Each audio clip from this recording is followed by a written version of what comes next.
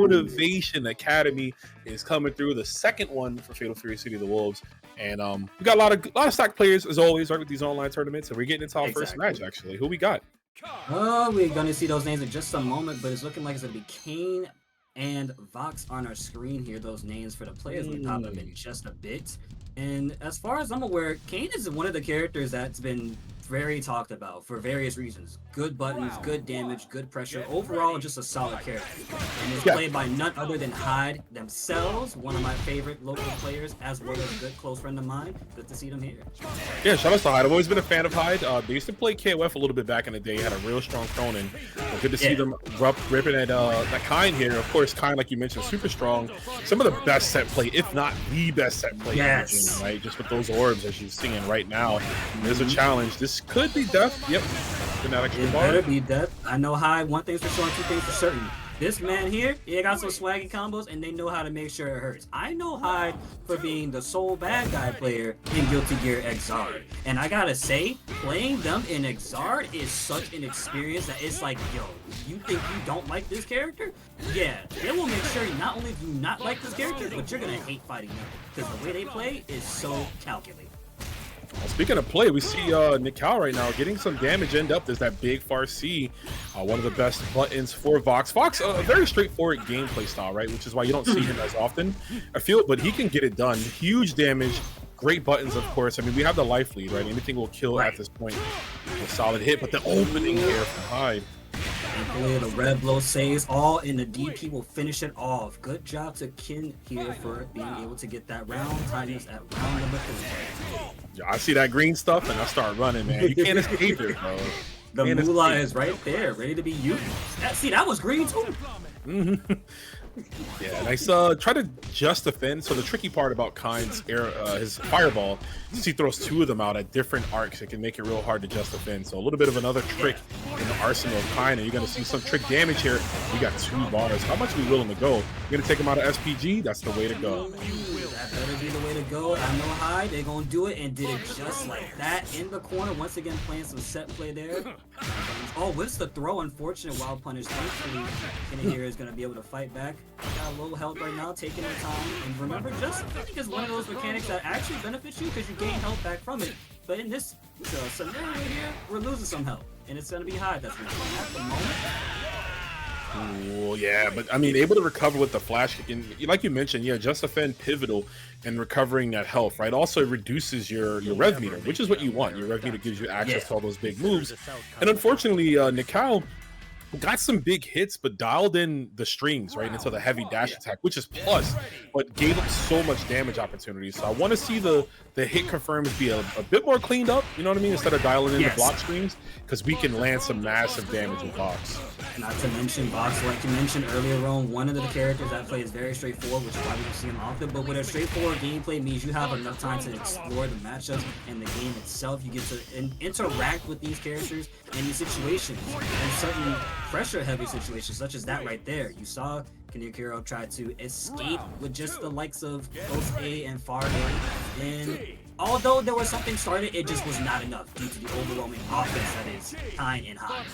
Yeah, overwhelming is like the best way to explain it, right? I mean, he's just putting so much stuff out on the screen, and you're worried at all times. Like, what do I block? Do I block the orb? Do I challenge? Or you can just dump him in the face with that RC, baby.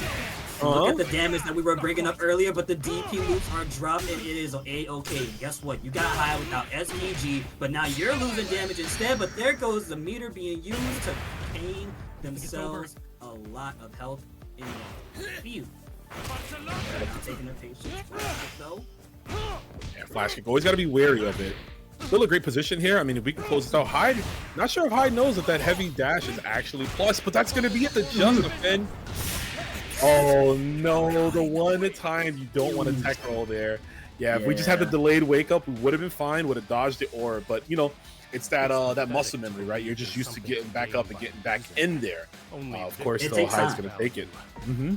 It takes time to get used to, especially when this game is still brand smacking new. Everyone's still trying to understand the intricacies of what's going on. Sometimes you're plus after a throw, and you dash up, for example, right? That's something that's intricate and kind of unnoticed for some people.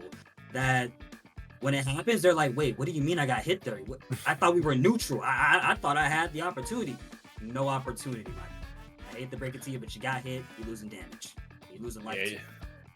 Definitely happens. One thing I want to break to y'all in the chat though is, first off, thank y'all for spending your Sundays with us. Second, hit that Match-A-Reno, Match-A-Reno. You can donate to the pot bonus. We do have some codes. We got 43 codes in Zach. Yo, use them all, claim them, share them with your homies. It literally spends 25 cents into the pot bonus directly. There's also some sponsor quests here you can click as well. Donates a few more money into the pot, so you help these players out. Give them something to play for. You know what I mean? Everybody likes a little money on the top, you know. And hey, like we talked about, brother, it's Mother's Day, right? You can maybe use some of this, buy your mom a nice dinner, depending on the pot bonus. You feel me? She is able to get herself a 3-piece combo from Popeyes with the money you just made tonight somehow. All I'm saying is that's a dub in my book. Some moms appreciate that alone. You get us some ramen. Yeah, ramen sounds hella good. Don't make me hungry. Don't make me hungry right now, man. I would love to take my mom out for some ramen. You know what's crazy? She'll see like food that's raw and she'll just think that's gonna poison me. I ain't trying to eat that. You know? Like if I showed you ramen, you might have a different opinion on it, mom. But for right now, all we're gonna stick to is the same good old home hearty meals: collard greens, red beans, cornbread, all that stuff. From the south, down south is how we get down here. That's what I'm saying, bro. Some big back activities. I'm a big fan of that. You know what I'm saying? Some soul food as we get down. But yo, shout outs again. We're gonna have our next matchup coming up on the stream. Of course, you can follow at home the bracket too. I see Faulty thing in there typing it, !bracket. You can see the players here. Like I mentioned, a lot of killers, right? Cool. We got Shadow X, who's been dominating the online scene. We got Armicell, Alex Smith, who had a great showing at DIY last Saturday. Same with Coach Steve, who's also here. Coach Steve actually got second. So we got some killers. Yeah, we got I see Schmooze in here. Remember Grants is also in here too as well. Paris and Lag, Robert, and Liquid O. I remember Liquid O for being in Street Fighter 6 in Breakout Series, and watching them play was definitely an experience to have. Yeah. So I'm grateful to see that they are trying another game out, and hopefully they are enjoying it, because when it comes to a new game after coming from a game that you were previously known for, it is a climb. A lot of people get to these new games and they're just like, I don't know how to operate. Everything doesn't feel the same, and it's not going to. That's why you gotta get your training wheels on like you did with your bicycle when you were 5, and just keep it pushing. Just listen to your pop, listen to your mom. It is Mother's Day. Let's not forget. Ma, like, you know, Motivation Academy, as you can see. Listen to your mom and just keep going. You're gonna be okay. Just keep trying. It's okay to lose. That's what I gotta say. Yeah, no, it's a great advice. A new game, you know, everyone's on an even playing field. The only thing you bring is the lack of, the past knowledge. If it's like a sequel to a new game, which, even though this is technically a sequel to Mark of the Wolves, this game plays nothing like Mark of the Wolves. There's some similar ideologies, but you know, there's the flow of gameplay is completely different. And then you just bring your experience as a player. You know, someone who has 5 years of fighting game experience is going to do better early on than someone who just started playing the medium today. But that's all you have, you know. So you have to really bring your openings and learn and figure stuff out. And like you mentioned, you know, it's great to see a lot of scenes, a lot of players from other scenes, Marvel players, Guilty Gear players, Tekken players, you know, pulling up to try this game out, and so far so good. It's been looking like there's a nice crop of talent around you know, this game. Yeah, there's so much talent going around, and guess what? We're still bringing that talent nice and high, especially with the likes of the SNK scene. They run deep. They've been playing these SNK titles for God knows how long. I was a fellow SNK enjoyer. I still am one myself. I started with Garo, Mark of the Wolves as well, one of my SNK titles that I appreciated. I think the only problem with that time period for me was I was on PS4, but I was still in that lab. I was still pressing the buttons. I was still like, yeah, I like Grant. Grant feel nice. So when I saw Vox, I said, oh, okay, this is my character. Same character. Yeah. So I was playing Vox early on, so I was playing Vox in the during the beta. I was using Vox, but since it's come out, I've been playing Hope Tomorrow mostly. I recently made the switch to Kevin, and I've been playing a ton of Kevin, so I'm still trying to get more comfortable with him. That character, I mean, listen, killing people in 2 hits, winning is fun. You know what I'm saying? Winning is fun. You get to kill people in 2 hits, you're good to go. Like, that's always going to be fun. My wins on achieved. I have the high ground, Anakin. I will take over. You know what I'm saying? It's always a good time to win. So, but just bear with us. We're getting this next matchup for y'all coming up. We got Dong Hwan And another Vox Reaper, it looks like. Good to see the Voxes. I know Yeah. SNK dropped that chart recently of the most popular characters, you know, for the first month of the game. And Vox Reaper was like the lowest character on the list, I think, for arcade style, which is like most of the users. But yeah, he was like the lowest, even under like Sal G and CR7. He was the least used character. So it's good to see we got some boxes in here. That's good. I'm glad to see that character is still getting a lot of attention as well, because these are characters that are new, right? These are not the same characters that we've had previously. They're same in terms of game plan and gameplay style, but not the entirety of the character itself. Different story, different design, different approach. Like, Vox is a bald brother, like me. Like a legitimately bald brother. For him, this is not no average Tuesday, but when you play, it's going to feel like an average. Got that same style. Compared it to Grant, because I was literally his successor before he passed away. If you haven't played the story, I don't know what else to tell you. Y'all need to brush up on your lore. Them buttons will always be there. But tell them. But without a doubt, we got this match coming up. Finally getting ourselves started. Dong Hwan, son of Kim Kap Hwan, going up against Vox Reaper. Kitolis versus Zurge. This should be a good one here. Kitolis is a great Dong player. When he gets in the mood, I call him Don Julio, right? Because he just be vibing the way he be acting. My man definitely took 3 shots and said, I am here to play the game. I'm ready to go. But we're playing the game right now. Zurge is on the verge of closing out this first round.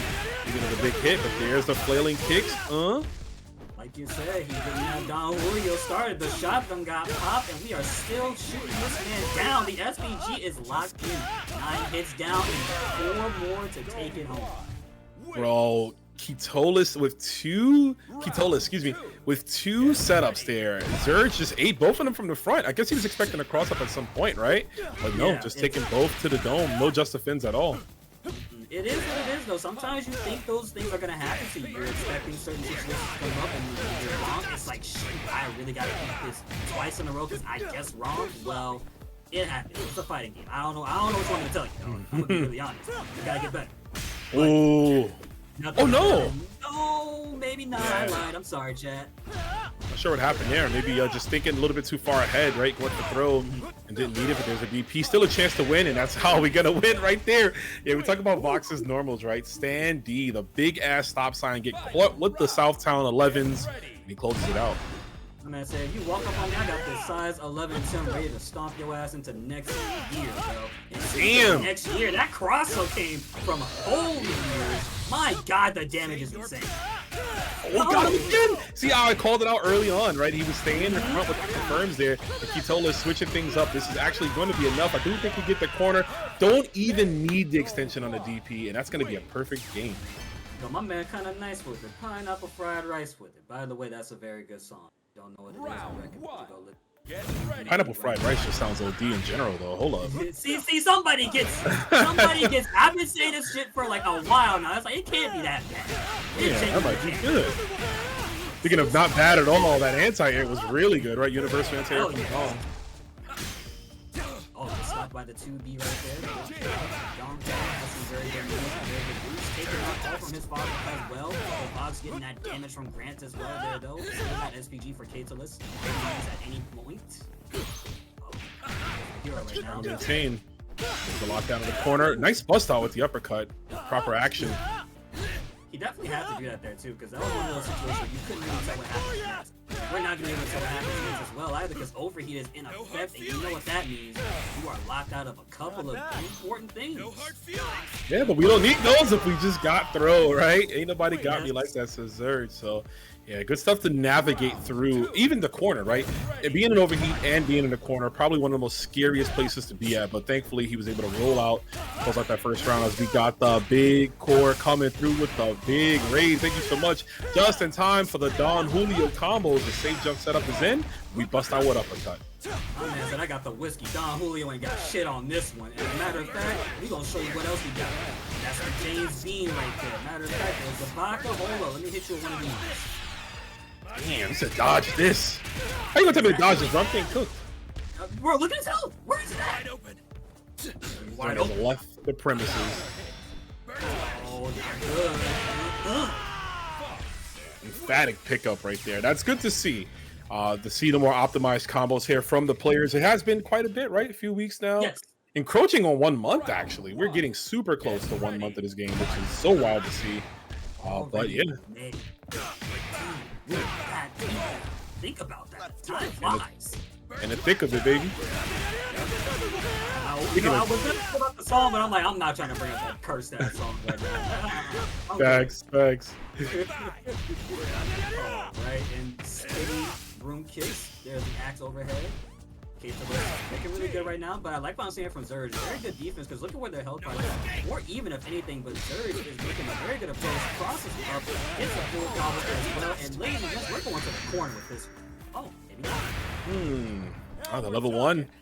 Sizable amount of damage, but this is where it gets ugly because we have the corner. Not going to spend the extra bar. Knowing, so I don't disagree with Kitolis right there. Didn't want to spend the extra meter to put himself in overheat. So he just kind of had to deal with that. The drop. And overheat is one of those things that you do need to keep in mind. Yes, you can go all the way in as long as you want. You realize that once you go in, you can't do those same things quite sometimes unless you hit your opponent. Who's to say that someone's not just depending on you 24/7? But Kato is putting that work in 24/7. Look at what we're using right now. Virgin got no type of comeback answer. Yeah, just getting hounded. This is gonna be a quick round 2. Going to the final round. One of these winners is going down to the loser side of the bracket here. Let's see what we got. Oh yeah. This is the motivation, baby. Let me see what you got. Damn, you are getting all 19 inches of Dong's heavy kick? Not like this, bro. Yo, I bet the Dong can't handle the butt, bro. Relax. Oh man, we'll see some butt play later on, in the bracket. Maybe some Marco. Whoa, that DP was butt. You're crazy. Sometimes you gotta talk about this song while we kicking like this. Matter of fact, I know Zurge is gonna cash out with the level 2. Damn, just passed them by, bro. Not like this. That's gonna be it. The DB confirmed to close it out. That's all it took was one mistake, right, from Katoles. Unfortunate that with DP forgot to break. If not, that was the regular light punch version. So, which is a commitment, right? You do light punch DPs, you're committing completely to what's gonna happen if they don't block it. So, big unfortunate there, but Vox Reaper taking advantage. Also, something to keep in mind with Vox as well is that he does have a dive kick outside of that DP, so maybe he does go for DP. You also got to remember he can go for either the B dive kick or the D dive kick, both of which have different angles. I cannot stress that enough, because at one point you'll do a DP EX and then you're like you're Superman or something flying out of the zone, bro. Like, it's either a good thing or a bad thing. But as a player, that's something you gotta be ready for, because knowing that he has that means, okay, what are you going to do to escape from me? Because if you leave, I'm following you right to that corner, holding the mix, holding the Okizeme and the cross up, and you're cooked. But not as cooked as Hokutomaru going up against Billy here. Notorious character ever since he was introduced, especially in this game. Big different from KOF 15 Billy. He needed it, man. He went 3 years just being garbage. Absolutely, Basura. He needed it, but of course, he is going up against another really strong character, Hokutomaru. I mean, there's no slouch, right? We see the complaints on social media. Obviously, one of the most popular characters at Evo Japan this weekend. That's a big whiff. We're just gonna punish with throw, and that's okay for the spacing here. We get the corner. I think that also is a big choice as well, because look at that's the player on our screen. That was a very good call. Sometimes having a throw is the best choice, because like I said earlier, either you're +5 or not in certain situations. If you're not ready for what comes next, then I hate to break it to you, but you gotta die. You need to decease right now, but that's a clean jump, and we don't have the extreme meter. Yeah, would have to look for a DP break there to get something going. This is where it gets tough for Hokutomaru. He's gonna go down here because of chip. I think it's just, there's not much you can do without spending resources. But one of the few weaknesses of Hokutomaru, he doesn't have a meterless reversal, right? He's gotta hold all that pressure. And when you hold all that pressure, that creates what we like to call the mental stat. How long do you have to hold this pressure? I like to always say that patience and timing is super duper key. But there are people who have different habits. I'll tell you what's not different. The fact that did 27 hits and his health bar and SPG gauge are just gone. Depleted, right? Just out of sight, out of mind. And that's the mindset you always want to take with SPG against your opponent. Get them out of it. You got to deal with the BS, right? Nobody wants to deal with rev blow. Exactly. Unless your opponent is just Daigo with the parries, Evo Moment 37 or whatever. Damn. Clean combo here. Liquido looking to close us out. We do have the resources to stay alive. Stop the Rev Guard. Rev Guard would have sufficed a little bit, but of course you have to spin meter to rev guard, right? Yep. So that might have been a worry moment there from Tendra Mule, but let's see what they can do in game 2. I believe in Tenure Mule. I think they're going to come back somehow. But again, Liquid O is a very, how do I word this? Very experienced player. They've played different fighting games. Not to mention, they're on an SNK title. And I'm pretty sure they don't give a damn about what's about to happen next. They don't care what you're bringing to the table. All I know is I'm going to keep going in. I'm going to make sure you're guessing for your life. I'm going to make sure you're holding the Kain. I'm going to make sure you're holding this bow stick as well. Like, you're not doing anything, Bruce. You're not doing that. Max holding it all right now. We're holding this deep pressure. Goodness. Yeah, I mean, Great. this is good. Tenya Mule hasn't shown that they know how to deal with that pressure from the feints, right? So why not just commit to it, keep going. There's another low confirm here. Liquid O is looking poised to take this one with Billy. The cross under, but he doesn't finish the combo. Confirmed from Tenured right there. Is gonna try and swap sides, does so, but Liquid O with solid good defense in that moment right there. Catch them and then a wake up, super unfortunate punish coming up right now. Guess what, Liquid? You ain't got no SPG gauge, so how do you get out of this? Oh, and this is good. We actually recovered the gauge too. Tenured Mule. No, that's so unfortunate. Missing the elbow or at least the DP there to secure that win. Liquid O stealing it back. It was such a close call for Liquid O, but Tenure definitely is going to sit there and let that motivate them further, because look where we're at, in the corner. Zion came here for a little bit. Liquid O with a response, so he said, I'm not afraid of that. That's fake to me, but that combo sure is. My God. Damn, woke up again? Okay. You know, sometimes you gotta do it. Let him know. There it is. This is gonna hurt. We get the full extension here. Yup. And to the super. Hell yeah. I'd love to see that. You know, I wonder what I could think of. What name is that? I don't know too much Hope Mario. Oh, the name of the super, you got me, bro. I don't know any like new names. I haven't been able to like study the exact names of the move list. I just know like older character move names, but yeah. That one is not gonna work there. We got the pole to bring you back in. Plus frames on that. Caught him lacking. Liquid O is looking solid right now. Slack on the Mac right now, and Liquid O is sure as hell not doing any of that. 2 bars of meters, got the health lead, doesn't need to do anything. Pokes away the shuriken, like that's not hitting. You don't shoot dead. You don't see this stat? I got range. Look at that paper mache shit out of here, bro. You made this in 5th grade. This ain't nothing to me. I am a senior, bro. I've been making projects before you were born. He said I'm a super senior, bro. I've been left back quite a few times. I know this is an origami. Hold up. You can fold it like one with that level 1 super. You see Tenured Mule trying to just continue on. That's a big confirm. And he got the cool S on his back and everything. Like he is in middle school right now. Hokuto Maru and Tenured Mule are cooking, but Liquid O is sure as hell escaping. And I hate to break it to you, origami or not, he's still getting folded like paper mache. Yeah, this might be rough here. Look at the guard gauge, going to be broken down, and it will be, and that's going to be enough to kill. Liquid O smartly canceling only the first hit of the Rekka. I do like that attention to detail. Doesn't commit to the full Rekka, does the first one enough to break the guard, immediately goes into the EXDP. 6 stuff there from Liquid O, and they're going to take that one over Tenured Mule. Very, very good showcase from Liquid O, and that is the reason why they are still playing these games, for a reason. They're good, they're going to keep practicing, keep honing that crap, because again, that's essential. And like you mentioned, very good attention to detail to cancel that. When you know something like that is coming up, that just shows that you're aware of how that's going to affect not only your combo, but the situation that you propose for not just your opponent, but also for yourself. Because you got to keep in mind, wake up rev blow is a thing. Kind of like drive impact to some people. You know, let's be really honest here. But it's still one of those things you gotta keep in mind. You know what I mean? It's just something you have to take with care. Being aware is never a bad thing. And something early, or just paying attention to that meter, I definitely think it will be a good call to just stop all of it. I like Marvel games. Just know when to extend and know when to fall back. And I've seen so many times since this game has been out where people get guard breaks, but they've already committed to like a multi-hitting DP. So they get the guard break, then they only get 1 hit of the DP. And guess what? The person is back with their rev meter. They're knocked down, so they don't take much damage, and they're free to go. You basically help them out, right? So that's one of those things. Yeah, you know, knowing what move is gonna break the guard, and like, should I break it? Should I stop it? You know, extending from there. But we're moving on to our next game. We got Benet, or Jay Benet, as they used to call her in the New York streets, coming up to the stage. You don't see this character quite often, so hoping to see what is brought to the table here. And they're going up against Hulk tomorrow. It's going to be Alex Smith, of course, and we got 126.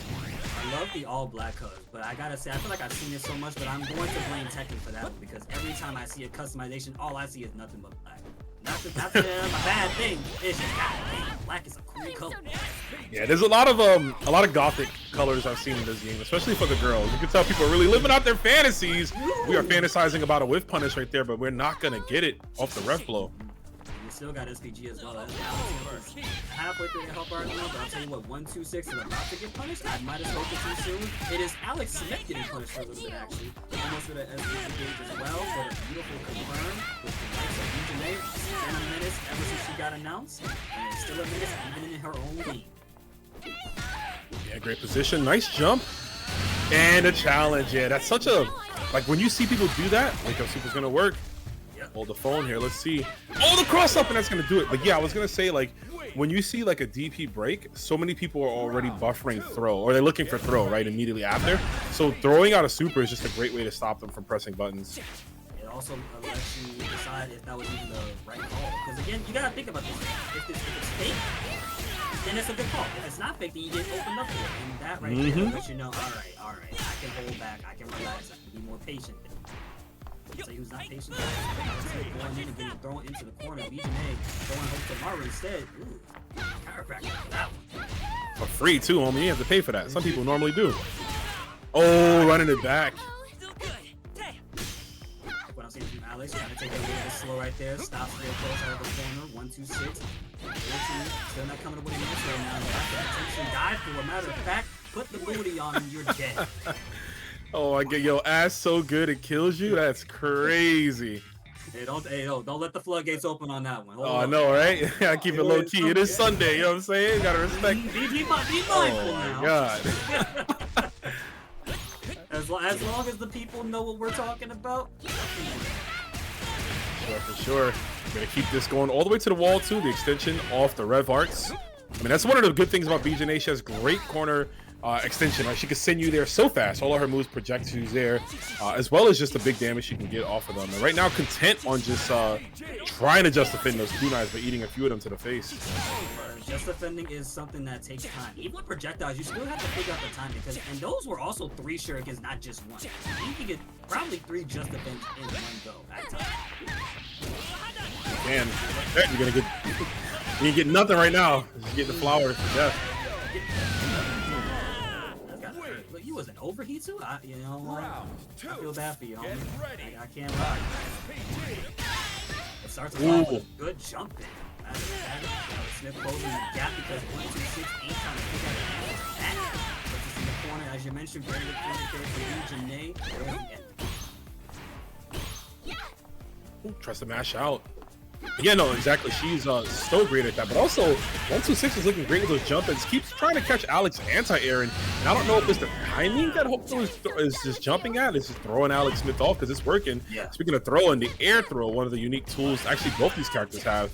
Yes. Air throw. It's been helping them both out a lot. We've seen an equal amount of air throws from both players, but I think it is 1-2-6 that's just kind of landing them more better. They're timing themselves and their jumps as well versus Alex Smith. And look what we're seeing right now.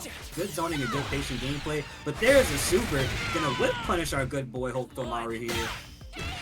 Yo, the walk up! The rev blow. That was crazy. I mean, the rev guard was in. Yeah, and he stopped. I guess the 1-2-6 held off, right? Like right as she was getting closer, just was looking for maybe a throw attempt. But great stuff. Alex Smith able to subdue. Final round still set point for him. In those moments, you kind of look like a deer in headlights for a second, which is understandable. I mean, when someone walks up to you, you never know what they're gonna do. You know, I'll say it like this.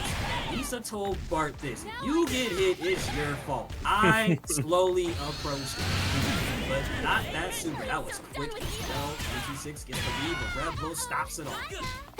Guard cancel Rev Blow too. I do not respect your string, and there's another Rev Blow. Anything? What's gonna happen? She's got the meter. This will definitely be. Oh no. It's gonna end it like that.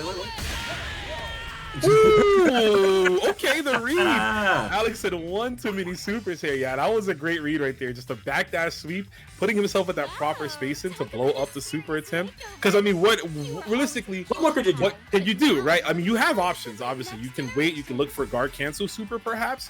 But we already saw that 126 likes to go to the well of that super, as most Hulk 2 players will. So great awareness. We talked about it last time, but again, just superb awareness from Alex Smith to space himself out properly and get that whiff punish.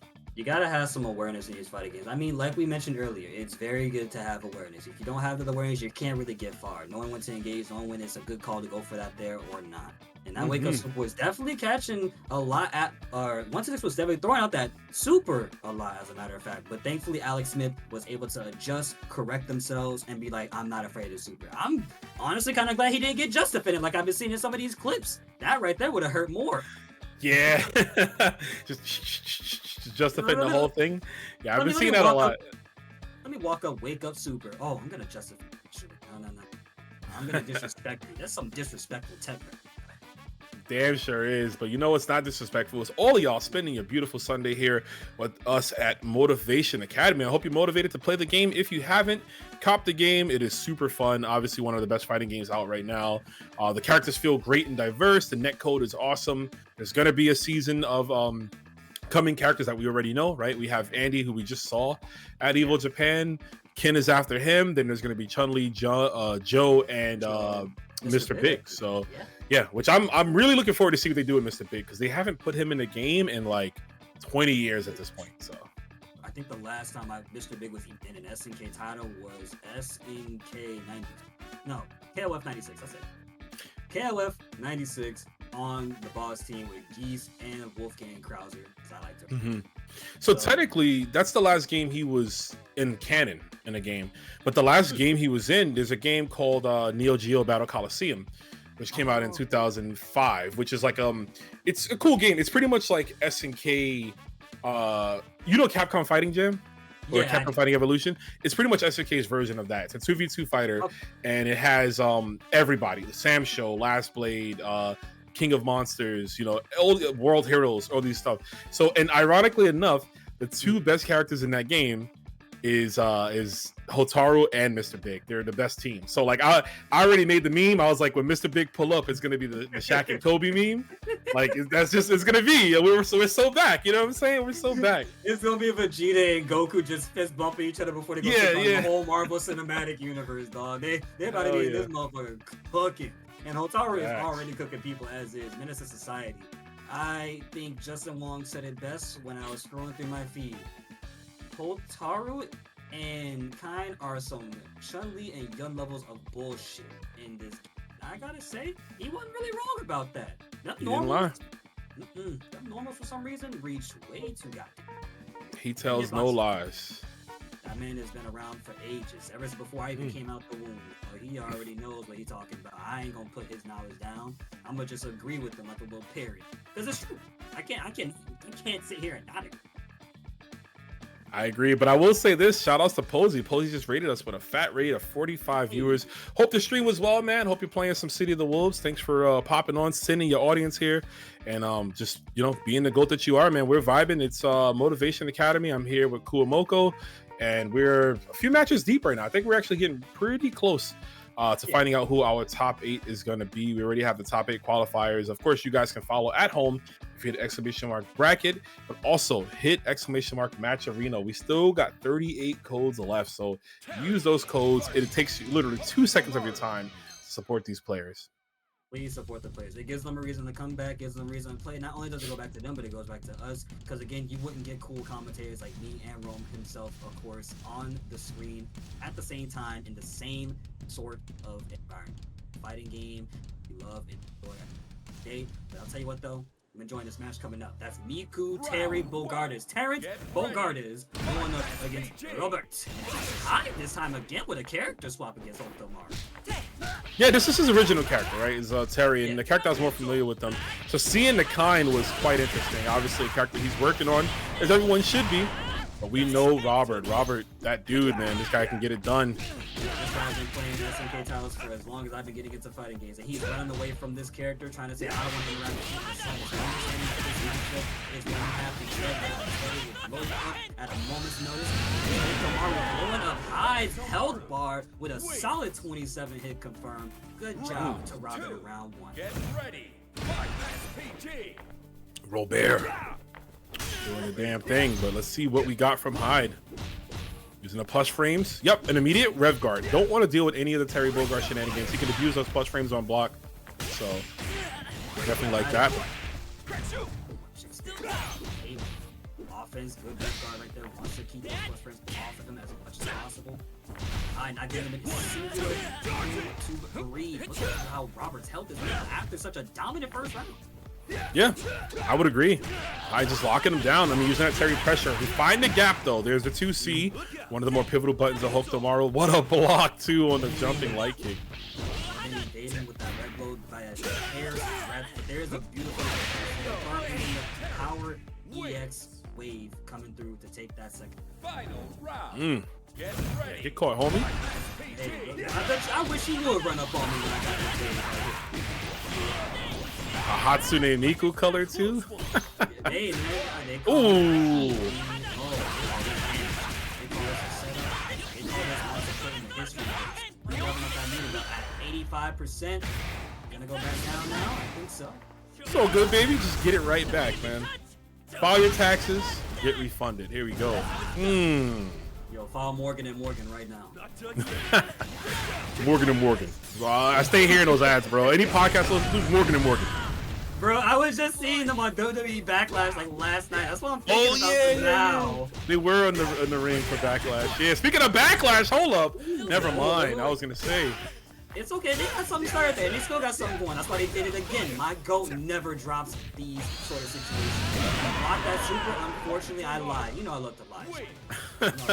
Commentators do be lying out here, bro. But it is what it is. Great first game, though. I mean, Hyde was really starting to show that fire towards the end. Got another chance at doing it here. Let's see what we got. Starts us off with a Fari, as a matter of fact, trying to close that gap. Rev blow keeps us safe for a little bit. And somewhat like a drive impact. Entirely though. Burning knuckle. A projectile to keep ourselves safe, but there's a bit confirmed. Oh! That wasn't a combo. Damn. Yeah, Hyde was asleep at the wheel. It'd be like that, especially when you're not expecting it. You think you're in the process of getting hit. That's exactly what happens. What a jump in, though. Speaking of getting hit, we got those for you. Gets that maximum damage, but the unfortunate drop will cost Hyde some more health right there. I just gotta spend it. The next big confirm he can get can definitely be it for him. Yep. Hold on. Opponent is locking in place and is able to jump back and escape. Good job from Robert there. Round 2. Yeah, Robert kind of thrives in the scramble, right? Even in the KOF days, he's a player that like really takes advantage of the impatience, right, of his opponent, as you saw right there. Hyde just ran around, start to jump, and try to anti-air. And what's his reward? He loses SPG, so can't level 3. And it's Can't even do anything. Can't even escape the corner properly either with the likes of having the rev low there. Robert's gonna take full on advantage of that. Does not have to worry about anything. Using those quick, smooth, fast normals to take the lead, and does so again with a 2B. Goes for the teleport to mix them up a little bit, and hopefully this kill without a drop. Damn. It does. Damn, bro. My boy passed the tuning exams, and he is on to being he is on to being a grandmaster, bro. He's out here. Man, you know, Naruto was a story. Naruto was definitely a story. I read that manga, and I read a lot of manga. I read that manga very, very recently, and I gotta say, I'm gonna keep my thoughts away from the public, but just know I liked it. Just know I liked it. If Mikey likes it, it's a good thing, kind of. But yeah. Tuning exams definitely takes me a little bit ways back. That was like a very popular arc too for a lot of people.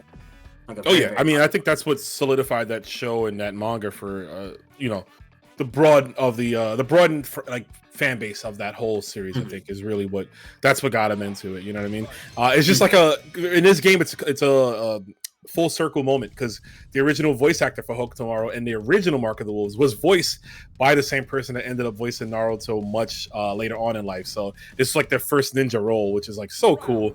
But we're going into the next matchup here. We got Ikari. Is that my man's looking like Leon from Resident Evil right there? I think it is.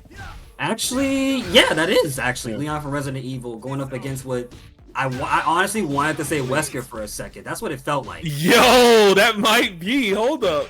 Hey, yo, let me see. He just needs the blonde hair. That's it. You know what I'm saying?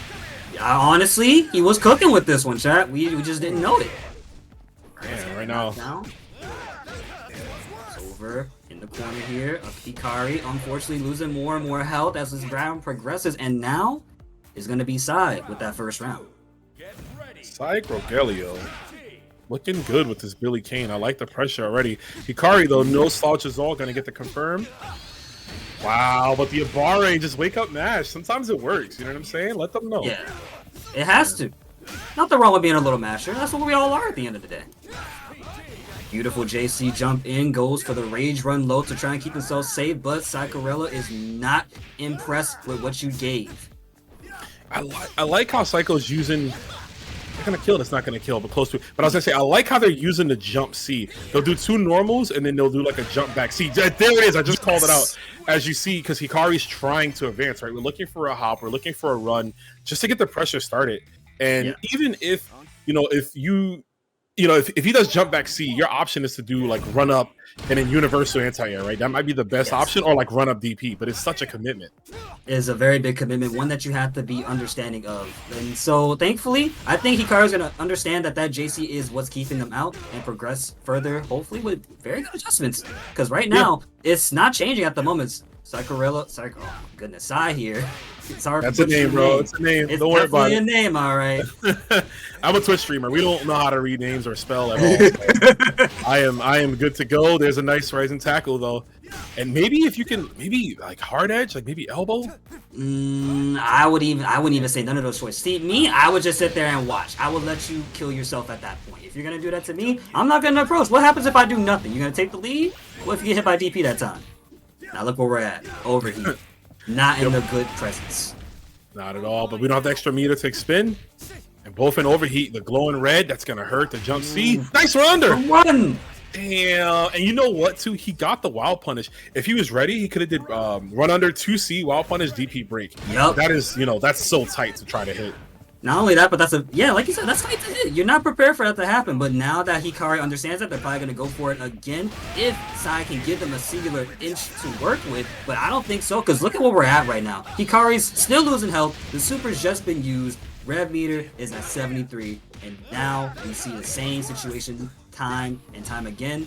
Rolls into Billy, but there's a hard edge, able to escape, but now you gotta do it an SPG Billy. How do you fight back against this? Okay, that's how you fight back, and it would stay in front with the jump B. Let's see what the next mix is. Hikari could definitely extend his tournament life here with one more proper open and tries to dash it again. That's the jump in we needed. And that's to confirm. Oh my goodness, Hikari took that round way more solidly. You saw a little bit more patience out of them at that point too, right? And then whenever they got the offense started, they had to keep it going. Just like that right there, did 2 run-throughs to just catch Sai lacking on their way down. But got him again though. Yo, there's the overhead. Dodge. And that's big. Yeah, you get the whole counter hit extension there. How much meter we're willing to spend though. It does scale quite a bit. No need no meter. Matter of fact, I'm just gonna do a pretty simple confirm. All right, you're low on hope. You take my time. Damn, dude, the overhead again. That overhead has paid in spades for Psycho here. Psycho's gonna take it actually over Hikari. Like Hikari just stopped blocking high, right? Like, and it's not. It's just one of those things where it's like, he did it already, and you're like, okay, he got what he wanted out of this. Is he gonna go back to that well? Is he gonna squeeze the juice box some more?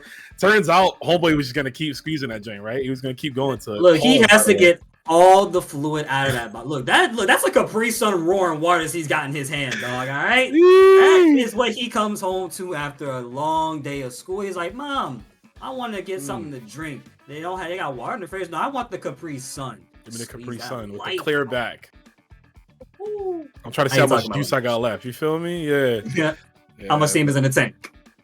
Damn, GG's. Posey, I got some bad news for you, bro. Get ready to cry. I'm sure there's going to be, out of the 900 players at Combo Breaker, there's got to be at least 300 of those is Billy Kain. So it's either you fight Billy or you're probably going to fight Hotaru, my guy. So just get ready, man. Brace up. Winter is coming. Brace up. Also, brace up that Matcherino chat because, ladies and gents, we still got that Matcherino rolling around. As a matter of fact, if I take myself a look at it, if I find out there's still got plenty of codes left, I'm going to be mad. And ladies and gents, we got 34 codes left out of 50. Y'all are doing a good job, but I need y'all to do more. I need more of those codes claimed. Matter of fact, I'm going to contribute. I'm going to take a code because y'all don't want the code. So please give us some codes taken up on that Matcherino. Also, if you're enjoying me and Rome on the mic at the same time, I'm glad y'all are able to have a wonderful time with us on a beautiful Mother's Day. It is Mother's Day, kid. Enjoy yourselves. We got it. And if you're a mother in the chat, like Rome mentioned, hey, hopefully you're here for a good time, because that's what I'm here for. Good vibes, good times. Happy Mother's Day to your mamas. But like he said, yeah, if you're mom in chat, we appreciate y'all spending your Sunday with us.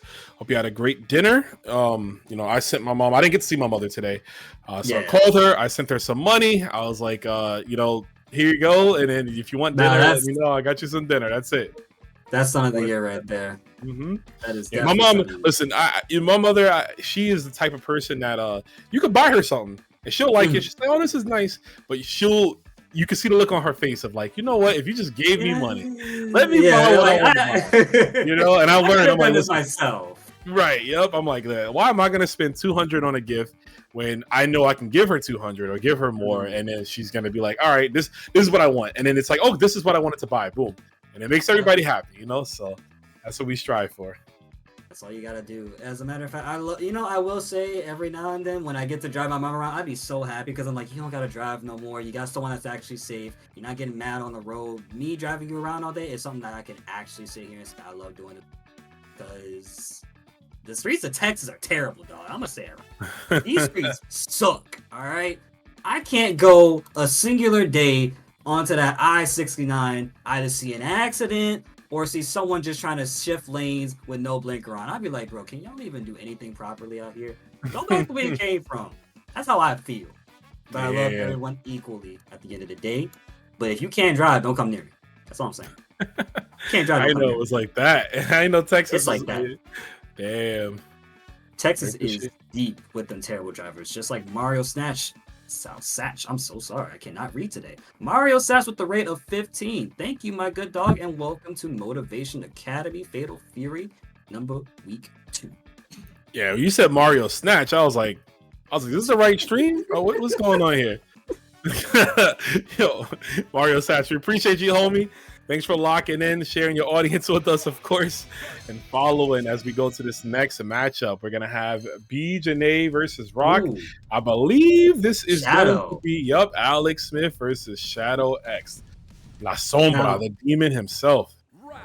And not even Alex, I'm sorry. Shadow X has been playing KOF for a very, very long time. They have gotten used to the KOF mentality of, I can do what I want, this is my game. Not to mention, Rock is also in that game, and translating him over to Garo is just like an easy thing to do. But also, Shadow's been seeing a lot of good profit with Rock, right? The likes of Rage Run, being able to keep yourself safe with a low. It's got the overheads, got cross-up, command grab, as well as very good buttons that have not changed. If anything, this is the second Iori. Everyone's got a pocket rock at this point. That's great attention to detail. They're closing out from the first game. But yeah, Shadow X, I'm really playing Iori, right? Because he's obviously one of the best Ioris in KOF 15. And he is just living that life, but here in Fatal Fury. You talked about the command grab that Rock has. And I feel like Shadow X is like, he's such a grappler pilled kind of player that he is always looking to hit that grab. And I'm sure we'll see it rear its ugly head eventually. But Alex Smith's just trying to maintain here. Really didn't get a chance to play that first game. We're going to have to try to find a big hit. But that's a big hit of our own. Yep, and it's going to be Shadow X that takes the lead by a mile here. Is going to run up and try to bait out an option from Alex, who jumps out and is now trying to get something started there. But the red blow whiffs, and this is definitely to Shadow X's pleasure. Overheat is in effect and doesn't even need to use meter. Going to take themselves patiently because, look, got the life lead.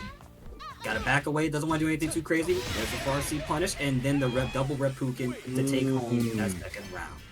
That was a smart answer to do the fireball. I think Alex Smith was looking for like a just defend guard cancel possibly, and the closer Shadow X is with Rock, like if he goes for elbow or he goes for DP, it's gonna put you closer in that proximity. Doing the fireball, however, though, you get that extra spacing in between, as we saw it work out in that case there. And also something that's working out for Shadow is the way that they're playing. This is so fundamental based because again, hey, look, it might not be Scum Gale, but it sure as hell grabbing your legs. Yo, he used grab as an anti-air. This guy is playing KOF 13 Iori, and nobody's gonna stop Shadow X for being him. There's a Raging Storm Super. Alex Smith on a back foot yet again. My guy is cooking. Oh my god. Yo, put the Tony Sasheries down. You put too much in that pot, man. Round 2. Yeah, man. You don't need no high blood pressure out here, bro. Slow it down. No more seasoning.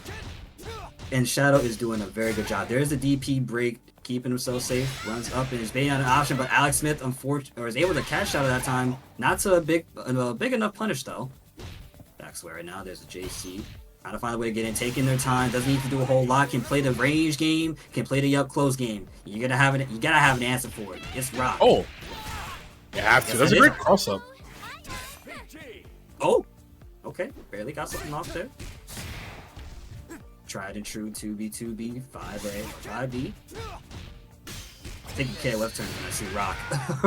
Yeah, I mean, it translates to this game, right? It's all the It same, does. ABC. And that's a nice response right here. Level 2 super. Oh, no. Oh, Not like this. Rock falling out. BJNA continuing on. Yeah, I mean, that was a great read, though, but the spacing was off by a hair. Big question mark on that one. I know Alex Smith has to be... If that controller is not safe right now, it is probably launched out of the window by him. But damn, GG's, bro. and the dog got to that controller real quick. But you know, that's got to tell you something. When you use supers, being mindful of that spacing is super duper important. Yeah, but that's yeah, I don't know, Alex. Have you went for that before? I mean, I know of close is definitely going to work, but that looks like it was as far a range as you can get for a 2C. That's a bad drop, though. That's so unfortunate. Yep, Alex in chat, suicidal confirm, I guess. I mean, it like you said, it was a good call. It was just spacing. I hate that for super, bro. Like, what do you mean I whiffed my... I got the super hit. I should get the full animation. What do you mean I gotta get punished for getting the full animation?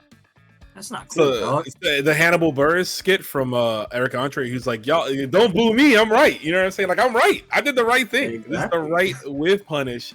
This is the right idea to stop whatever Shadow X was doing. But yeah, sometimes that little bit of spacing, right? That micro instant of just not having the right time and space allocated to what you need to do, it can be a bit of a detriment there. We saw that happen. So, but Alex is still in this one, going down to losers.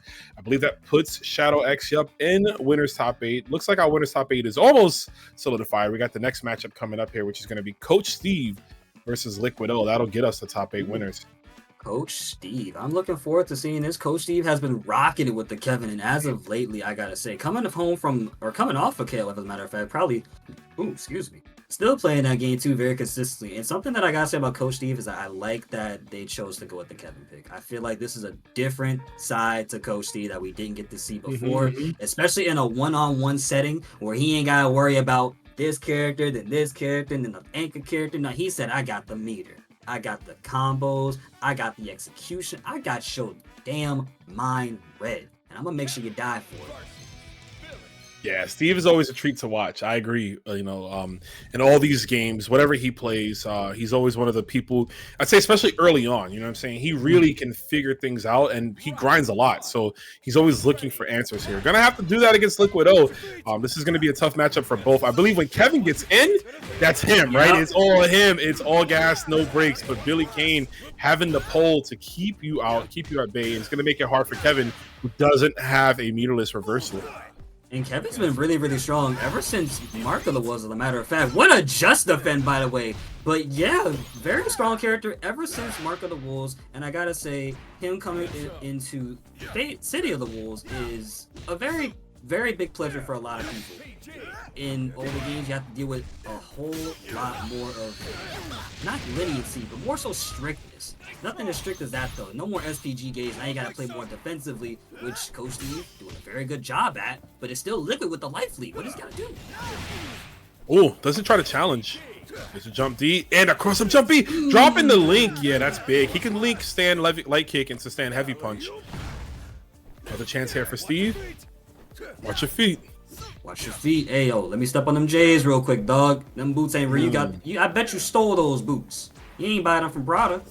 Definitely did, and that's going to be a nice little confirm. Talk about stealing, right? Just stealing that space in front of Coach Steve with the quick dash there, using that rev dash, if you will. Liquido's going to take that one. Look, the little kid in the background just hyping up. Yep, see, there you go. Like, you can, Marky be talking crazy shit in the background. Yo, Marky is the best hype man, but the biggest op at the same time. I swear. Yeah, you gotta pick the counter pick. I think there's like a few stages where he's not there, like the burning stage. He's not there, right? Because it'd be kind of wild. He'd be in the background just burning. Let's go, Kevin! While he's on fire, you know what I'm saying? But the man is trying to hold up a whole like girder or whatever, a whole. Yeah, he's trying to hold it down from breaking down the building. Yeah, you got to pick the counter pick stages for Kevin players. You know, remove that morality. But right now we're seeing the level 1 dish out as much damage as we can get. The pressure's on. This is going to close it out. The link from the stagger from Coach Steve. You know, as an officer, Kevin, I just think that was very, very disrespectful. Yeah, a little obsessive, right? It might be a little bit too much, but you know, a little too much, but it's all right. Coach Steve capitalizes with another quick confirm, such as that. Liquido, and halfway through that SPG gauge, blocks a cross up, thank God, and is able to avoid the low. It looks low, but it's not. Good just defend on the pole. Trying to find their mark right now, just playing patiently, playing slow. Understands that Kevin does take a bit to start, but now it's trying to be their game, and it is currently theirs. Matter of fact, I'm gonna make sure you die. Yeah, you are absolutely dead. Swimming with the fishes, right? As the Italian mobsters say. We're taking the first game, Coach Steve. Coach Steve is doing excellent at the moment, though. Very able. I'm glad he was able to have an answer for Billy. I feel like when you fight Billy, a lot of times you're a little bit nervous about that range, right? How far it goes, the hitboxes on it, but also how do you navigate that? We just seen a few players kind of getting smoked by that JC, of course. I think it was Sai who was fighting Liquido as well. Couldn't really figure out an answer, but Coach Steve does with a throw, left guard. Yeah, Billy is like a character that his arc style, like his style by design, is to annoy you, right? So people see him and they kind of lose at the character select, right? Because they're so afraid of just what they can do. But when you have a character like Kevin, who is designed to just be in your face without fear, going for the command grab, of course, and a player like Coach Steve, who's going to mix you up with the cartwheel on the other side, the roll, I should say. We are quickly at a final game here between these two. And this is one of our top 4 winners for the top 8, and that's going to be Liquido trying to confirm their place as much as they can. Coach Steve with a round ups. Unfortunately, no momentum, but instead in the place of Liquid here. Dodges the red blow, gets a good confirm. You got to make it hurt, Liquid. Get rid of that SPG gauge. Yep, that was a good call, if you say. Yeah, spin quite a bit. Watch your feet. Well, how about you wash yours instead, buddy? Hey, so watch your boots, bro. I was gonna call them butters, but that's not the right color for them. So nah, the butters. I don't know what this color is that Coach Steve got on, actually. You know, real men wear pink, as some people like to say. Hell yeah. I'm a fan. Liquido. It's gonna go for the up pole. But what else? A break. I was like, oh, you going high? Hold up. Oh my god, those just defense on that staff right there is actually super good. I like that Steve is able to get that because that helps with his health regeneration. The only thing that's not regenerating is Liquido's health, because look at where we're at right now. In the corner, another super.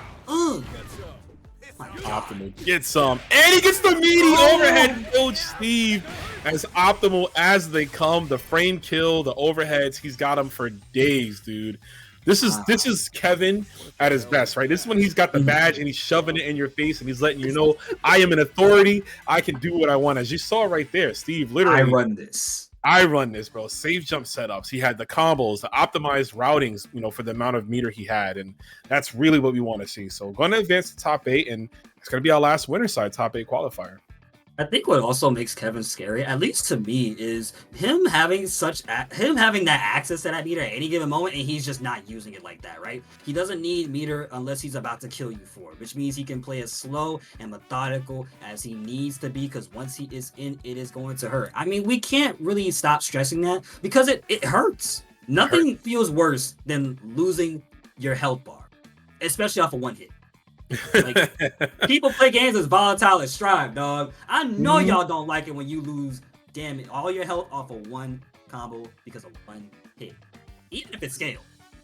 Yeah, especially when you play a character that's like, it has like lower damage, right? Like, so you're opening them up a few times. Like, I gotta open you up 4 or 5 times just to get some massive damage, and here you come sneezing on me, bro. You just sneezed on me, and I call that shit Milia Rage. Yeah, oh my god, a classic. That's like historical for Milia too. I feel like even back in the Accent Core days, the plus R, she's been a character that just does no damage, but constantly keeping you in that like state of flux, right? That mix. So yeah, she wants to always move around and keep you at your toes already. Like even against Xar, because I've been playing that game a lot more recently. That character is mix up heavy to the day she dies, and is so rushed down. Not even centered, just has that archetype to do it. It just benefits her so much. Having someone who is a little bit more slower, like Kevin, but can hit like hell, you gotta be a little bit careful how you tread. Yeah, man, that's one of the things they kept, right? Kevin in Mark of the Wolves, known for his damage, known for some other really messed up stuff too, right? The rotor cancels obviously building hella bar in time and just a great overall neutral, but keeping his damage intact. So he is still very much a strong character here in City of the Wolves. And we're gonna get this next match. So we're gonna have Shadow X going up against Robert. Let's go. The classic of a classic of a classic. Seen this matchup how many times in KOF now at this point? Like more than 50. These guys are very, very well acquainted with each other. Understand that their habits are going to translate over no matter what SNK title that they play. So this is going to be a battle of habits. What are you thinking versus what am I thinking? And if there's something wild that we perform, how do we capitalize off it? How do we capitalize in scrambles? And like you mentioned, Robert works very well in scrambles. With Hope Tomorrow, as agile as that character is, as tricky as he is, with some very good normals and ways to close the gap, so to boot, it's a problem. Yeah, indeed. We'll see how this goes here. You can see the baits already. No, we're gonna wait for that one. Yeah, that's how you deal with Hope Tomorrow, right? Look for the air shenanigans. Have your anti-airs ready, but you gotta really acclimate yourself to the opponent's Hope Tomorrow and know their patterns. Yep, everyone plays differently, so whenever the same habits show in different players, that's when you realize, okay, you're gonna do that again, so I'm going to have to react with this. Yo, wake up, heavy DP break, and Robert ate that to the freaking face. Shadow X, man, the gumption on this guy, the balls on this dude, bro, hanging low. Somebody gave this man to Don Julio instead of Robert. Man, like, yo, what is this dude cooking up? Look, all I'm saying is they know how to get down out there, and I appreciate that. Shadow definitely knows, and is still getting down with it with another low confirm into Raging Knuckle. Oh my goodness, Shining Knuckle. Raging Knuckle sounds cool. Yeah, dude. Got a lot of rage behind that Knuckle, of course. A lot of rage behind his damage, and he's going all the way, baby. Gets the bar just in time. Next confirm will do it. Yep, it sure as hell will, but that's if Robert doesn't give him a run for his money. Now you see Robert playing more tricky. Now you see Robert whiff that, or punish the whiff throw. Word, I will find it eventually, as soon as Robert finishes the combo. Because my god, Shadow X ain't got no more SPD to work with, but again, the DP says lies, and that is round and game 1. Round 2, game 1, sort of similar, sort of. Yeah. I mean, it's ideal, right? A lot of Shadow X games tends to be like this. That's going to be huge here. Yeah, we can get some massive damage. Got the counter hit, and that's the difference, right? The counter hit and the wild punish. Wild punish will give you more of a combo there. Counter hit, though, is just going to tack on a little more damage. Yeah. It's kind of like, what is it? Counter in Street Fighter 5 and then crush counter. Or punish counter for some people. Yep. Look at how Shadow X is playing right now. Low on life, understands that they make one wrong move is going to hurt them for the rest of this set here. But thankfully, they got a combo, and Robert no longer has SPG. Now you gotta see Robert, once again, play tricky and play at a range that Rock wants to contest, but is very, very hesitant in moments. But however, not hesitant enough to put you in the corner. Dude, I can't believe he had the wherewithal to run under the teleport, and there's the command grab. Yeah, we're gonna let it go. Not gonna be enough. It's gonna scale quite a bit though. But still, yeah, dude, he had the wherewithal to have that run ready to punish. Yes, he had to. Shadow X is thinking like a little bit more than just layer 1. He's thinking layer 5. Quite literally. Damn, hands on him. Shadow X set point again. We just talked about how strong Robert is, but Shadow X might be closing this one out faster than we thought. Shadow X is not only playing a character that's got the solid fundamentals as well as the damage to boot, but also has got the very good SNK knowledge that always comes through no matter if you play KOF 15, you still know an SNK game by heart and by feel. Yeah, SNK has some of the most like vibes-based games. God damn! The read again from Shadow X, and he's taking you all the way to the wall. Not enough, yo. Is that command grab coming? Let me see. You wish it was coming. I'll tell you what's coming though. Double Repukin. Thank you.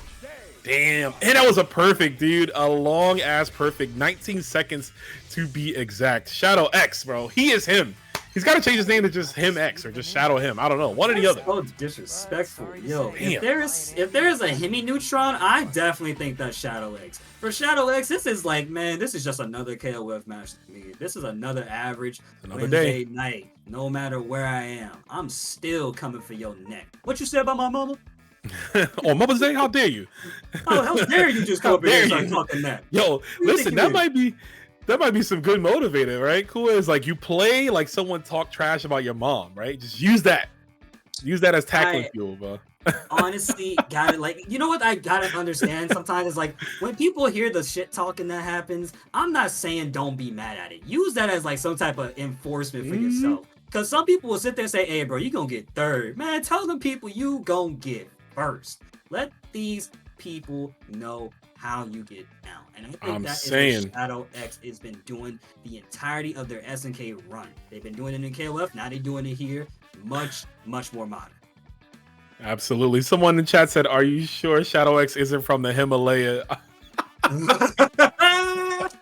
That's so good. I might have to X copy that for commentary. Yes. That's kind of sick. Listen, my name is Rome himself. It's in the name. It's in the name. It's Rome himself. I think I could just steal that from you if you don't mind. But no, jokes aside, Shadow X, we talk about him, right? He is going to be making his debut finally out here in North America for Combo Breaker. He'll be there. So I think Shadow X, the way he's playing right now, I don't know if he's going to win the whole thing, but I think he might be one of the players that will secure one of those SWC spots. Because remember, there's 3 spots on the line. EWC, sorry. There's 3 spots on the line for the Esports World Cup, which is coming up in July. And I think Shadow X, the way he is playing, is going to be hard to move and shake this guy. But we're moving on to the next game here, though, Kua. We got Coach Steve going up against Psychorogello. Right? Psychorogello. I hope that's how we say it. I'm going to have to see it again to really pronounce it. Because for some reason, I always get the name pronunciations right on the first try. And then I butcher them always afterwards. But yeah, I did want to say really quickly, I think Shadow X is going to get that top 8 slot immediately. But the only person that's got to get that top 8 slot right now and secure it all the way to Grand Finals is Psychorogello here going up against Coach Steve. Thankfully, he's got a health bar to work with. But Steve with a rev blow, though, able to fight back, keep ourselves active on the screen. Yeah, but already wanted to mention there, having SPG in the middle, also not bad. Another command grab, yo, 3 times. Oh no, he fell. He was afraid, man. He should have did it again. I know I would have done it again. Yeah, man, something you can shake a stick at, right, Billy Kain? Unfortunately, couldn't do it right there. Yeah, I mean that's the Kevin. That's the gorilla. That's Kevin, right? He just gets scared. You freeze up in front of him. You don't know what he's gonna do. He's got so many options. And this battle of archetypes is interesting to watch because you got someone with range like Billy, someone who can play this just like what Sai is doing right now on the screen, going in when they need to, but keep you out of range. There's a double overhead 3. You can condition you too. You want to block the dome? 4? No, do it again. No. Do it again, please. Oh, you killed me. Yeah, we might get that next round. But what I did want to say, though, is that in this battle of archetypes here, it's so interesting because, again, you want to see this man go in and get started. But Sai is just understanding of the matchup and knows that what happens next, such as this right here, will be the end of their life. Good job. 50% on the ground, safe jump setup, got him again. You might be seeing the pearly gates, bro. This might be it. You might be joining the likes of Harambe. Never mind.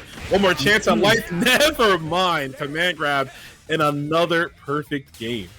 Watch out, citizen. I have to kill you, otherwise I'm not going to be able to advance. Damn. Guess fish. Body Sorry, man. cam off, bro. Sheesh. He does say that too. He's like, I put the body cam off for this one. Like, it was just that serious. Damn.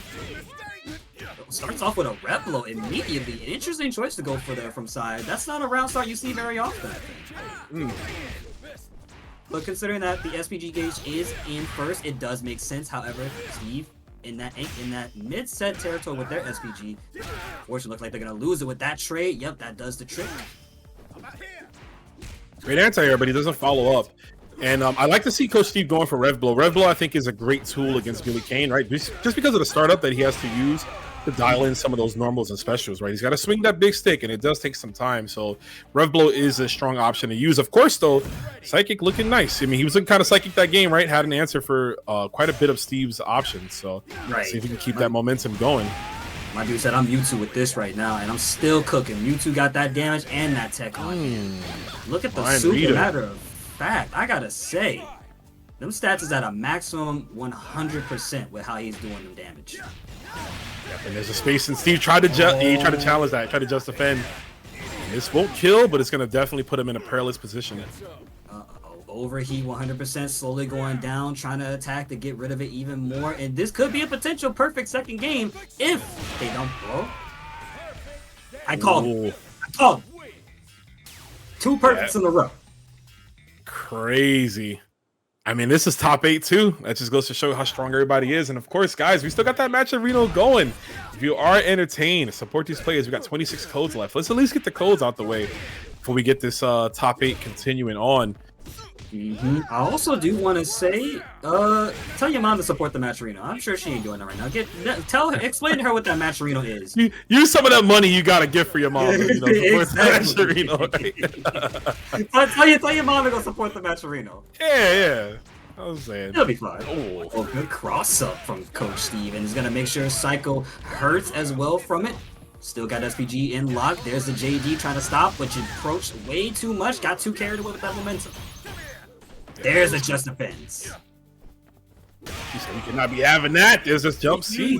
That's that jump C we saw Psychic going for a lot earlier, right? Previously matches in this tournament. We was getting a lot of mileage out of that. Use it against Hikari. Right now, I mean, it's coming in spades for him. Coach Steve on the back foot now after being up after that impressive first game. Which is very crazy for Coach Steve. I'm sure they're thinking of everything that they need to do to secure themselves a victory, but the red blow gets thrown, and now it is Sai's turn to play the game. There's 2 overheads that the second one whips, and now Coach Steve can play the game again. Mid-screen territory right here. How do you fight back against this? You get thrown. That's number 1. Cross up, none. J back, C. Oh my God, He's content. Yeah, he's content. He'll do that every single time. You've seen it work. And that's, I mean, that's a strong tool. Knowing how to just defend in general is always good to do. But that Billy Kain string, that's like almost like a scrub's welcome, right? Yes. To the schooling is how to deal with that Billy Kain block string there. And of course, you get very well rewarded for having good defense in this game. You have the likes of hyper defense with the, what is it, a 0 frame super that you can do? Yep, Either way, you're still getting benefits out of having the defense. And that's what I love seeing about City of the Wolves, right? Having that reward for being such a defensive player. There's no punishment for being too defensive, like negative penalty, for example. But I'll tell you what's not negative. That health bar. It's still pretty healthy. Now it's getting deleted. Just barely, though. That scaling is pretty hefty. It is, but also look at the rev meter too for Billy Kain. Can't afford to go for much stuff. The chase down in the air with the jump, Steve. Not gonna let you go. Relentless with the pressure, and the cop does it again. Kevin Ryan with the kill on Billy Kain. I bet, like like HQ is looking at this on like some sort of mini stream secretly. If it's not being streamed, I'm like, look. All I'm saying is someone's watching that at the force though. They're saying themselves, yeah, I'm gonna get my money. Yeah, you already know they betting. Yeah, they side betting on that one. Of course. Good The stuff. bets at the police force goes crazy, dog. I swear. Word. Coach Steve gonna take it. Impressive set, great comeback there. Like I mentioned, first game he dominated. Second game, really, Psychic made the necessary changes, right? Challenged him in the air and started off that third game playing just as similar. But Coach Steve stuck to his guns. Once he got the knockdown and got a read on the multiple overheads, because we did see the overheads keep coming in, right? Like he just kept going. He wanted to just churn. He was like, It's like you ever get the trash puncher at work and you just like push the trash out, like, yeah, gotta keep going, yeah. We're not done yet. That's not done yet, bro. Exactly how that works. But you know what that means though? Now that Coach Steve's won, he's gotta fight Shadow X. Shadow X has been on a tear. Hasn't even dropped a singular game this entire Motivation Academy.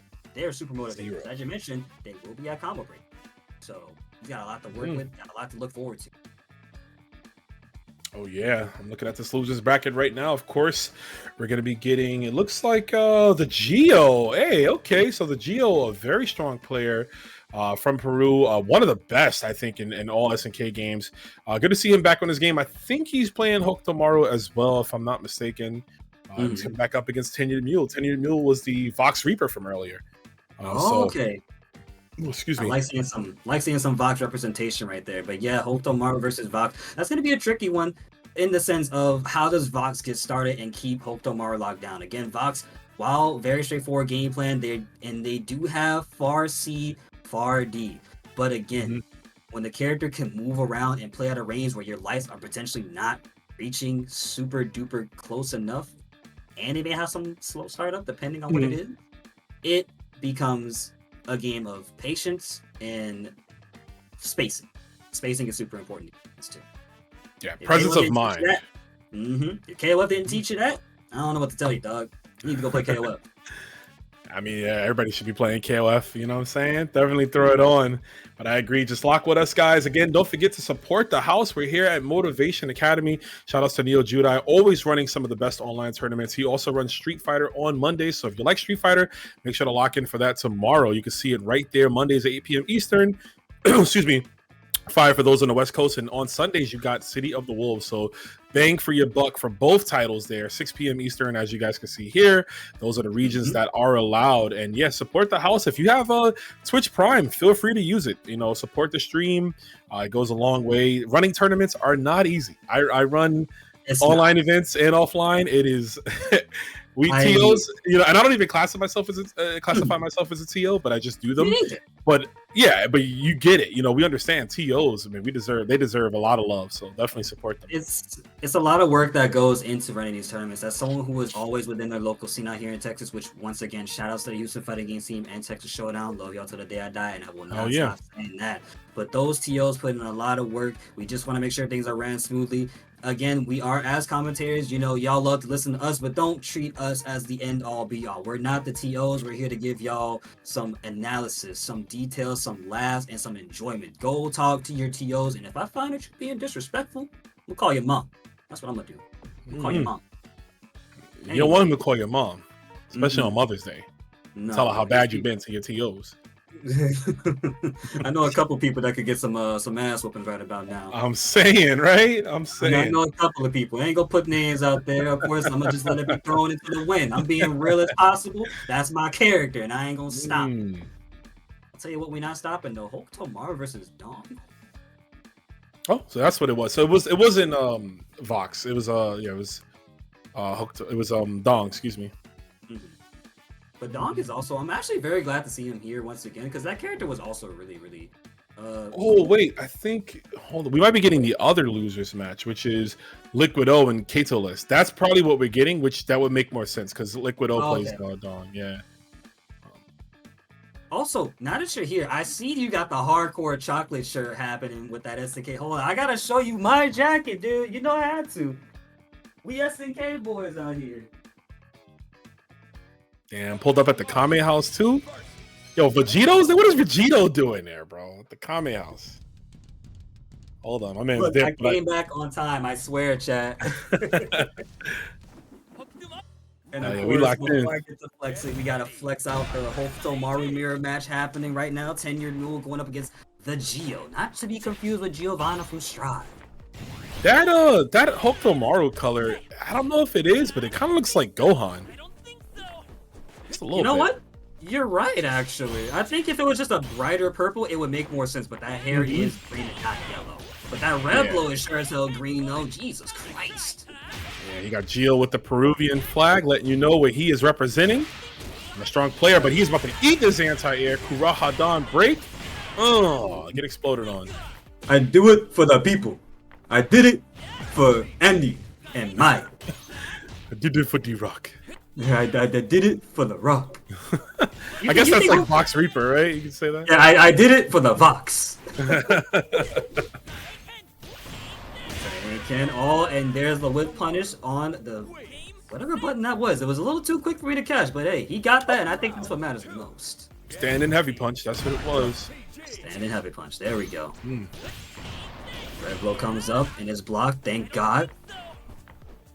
Oh, I don't think so. Oh, the run under! Okay. That was a good choice, though. Understands that both of these players are going to be... Oh, actually, both of these players, yeah. They're going to be jumping around a lot. So just straight movement is definitely going to help. No less in the mirror match. That's something you got to keep in mind as well. The mirror match, people like it, people hate it. As I say, I don't care what character I'm going up against. I'm better. You just got to gap. That's it. Spoken like a true Hotaru player, right? I'm better. I'm better. I won't say I'm a Hotaru player. I might sub-play her on the side, but Vox is my boy till I die. Respect. This mirror match right here, 68 seconds on the clock. Gio's in the red, but also with SPG, right? So you have access to... I was about to mention it. We have access to it. Not that it matters, though. That's going to be game number 1, going over to Tenured Mule with the black outfit on, or rather purple. Still can't determine which one that is. Yeah, it's definitely like a dark purple bluish kind of color. I see the vision. That's all I know. Like, I understand. Damn. Pressure. And you got to hold that. You don't have the SPG to counterattack yours or super. That's what makes Rev Blow so strong, right? The lack of resources. You could really hound down your opponent right there, and that's another DP break. The anti-airs from Tenured Mule has been super solid.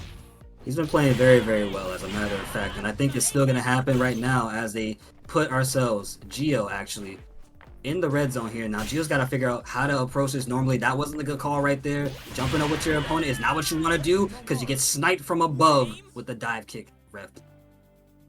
Damn, bro, this little ninja be going crazy, man. Man, this ninja right here, dog, he think he him. He think he really went to them shooting exams, but his only mentor was Andy Bogard.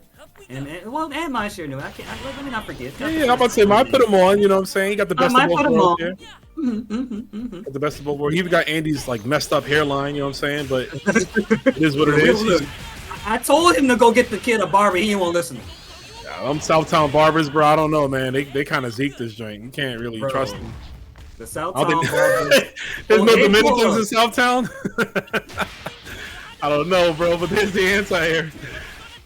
Oh, the drop confirmed though, and now we're at the tail end of our health bars here coming up soon. But a drop confirmed from the red Gio here. Yeah, the overcommitment for Gio. That's big, unfortunate, man. Very, but I gotta say this though, SPG gauge is in lock.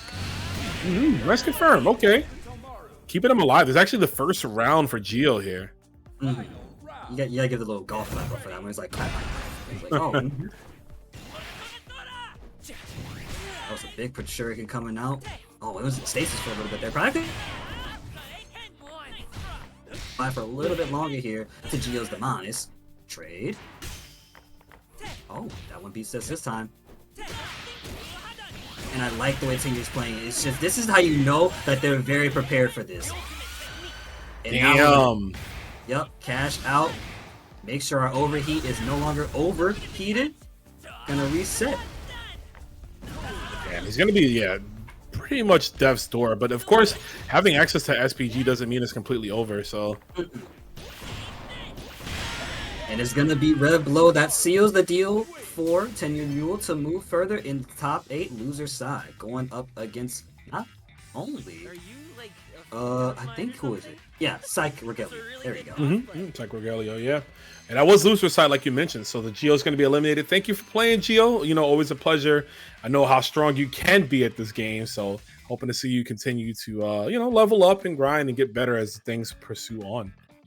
You know, I'll always say it like this. It doesn't matter what you do. You showed up. You played the game. You went as far as you can.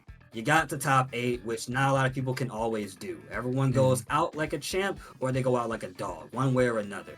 But the fact that you got top 8 says a lot, homie. So keep that grind going. And again, this is Motivation Academy. If you ain't motivated after getting top 8, I don't know what to tell you.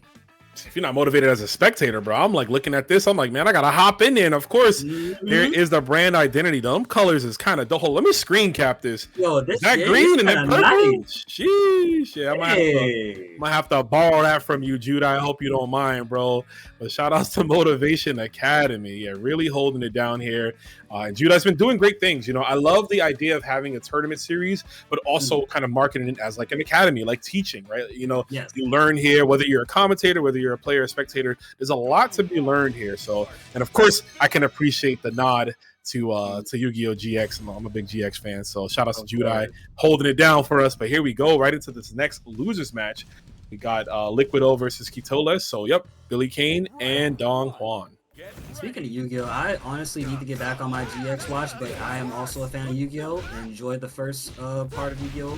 Before we got GX Dual Monsters as well. Oh, classic? Hell yeah. I'm a DM fan. Yu-Gi-Oh was a little bit of a cheater, ain't gonna lie, but you know we can talk about that another day. Well, I'm gonna be real here. I know real players when I see it, and Judah is definitely one of them, both the TO and the character, but not as real as Katoles popping a Don Juan Julio there. Look at where Liquid O is at though. Hell, really getting this game on, right? Look at the rev gauge here. Liquid O putting the pressure on. Woo. Kato trying to get that game plan started. You know, we saw earlier when Kato was on the screen that they were going against Vox, was able to land a lot of cross-ups, land a lot of dirty situations. And it's looking like it's challenging to do versus Liquid here because, again, he's got that range. Oh, the big whiff. Rev blow, though. I love me some rev blow. All I got to do is hit 2 buttons and I got infinite armor on this attack. Yeah, I'm good. Yeah, I pop that every day.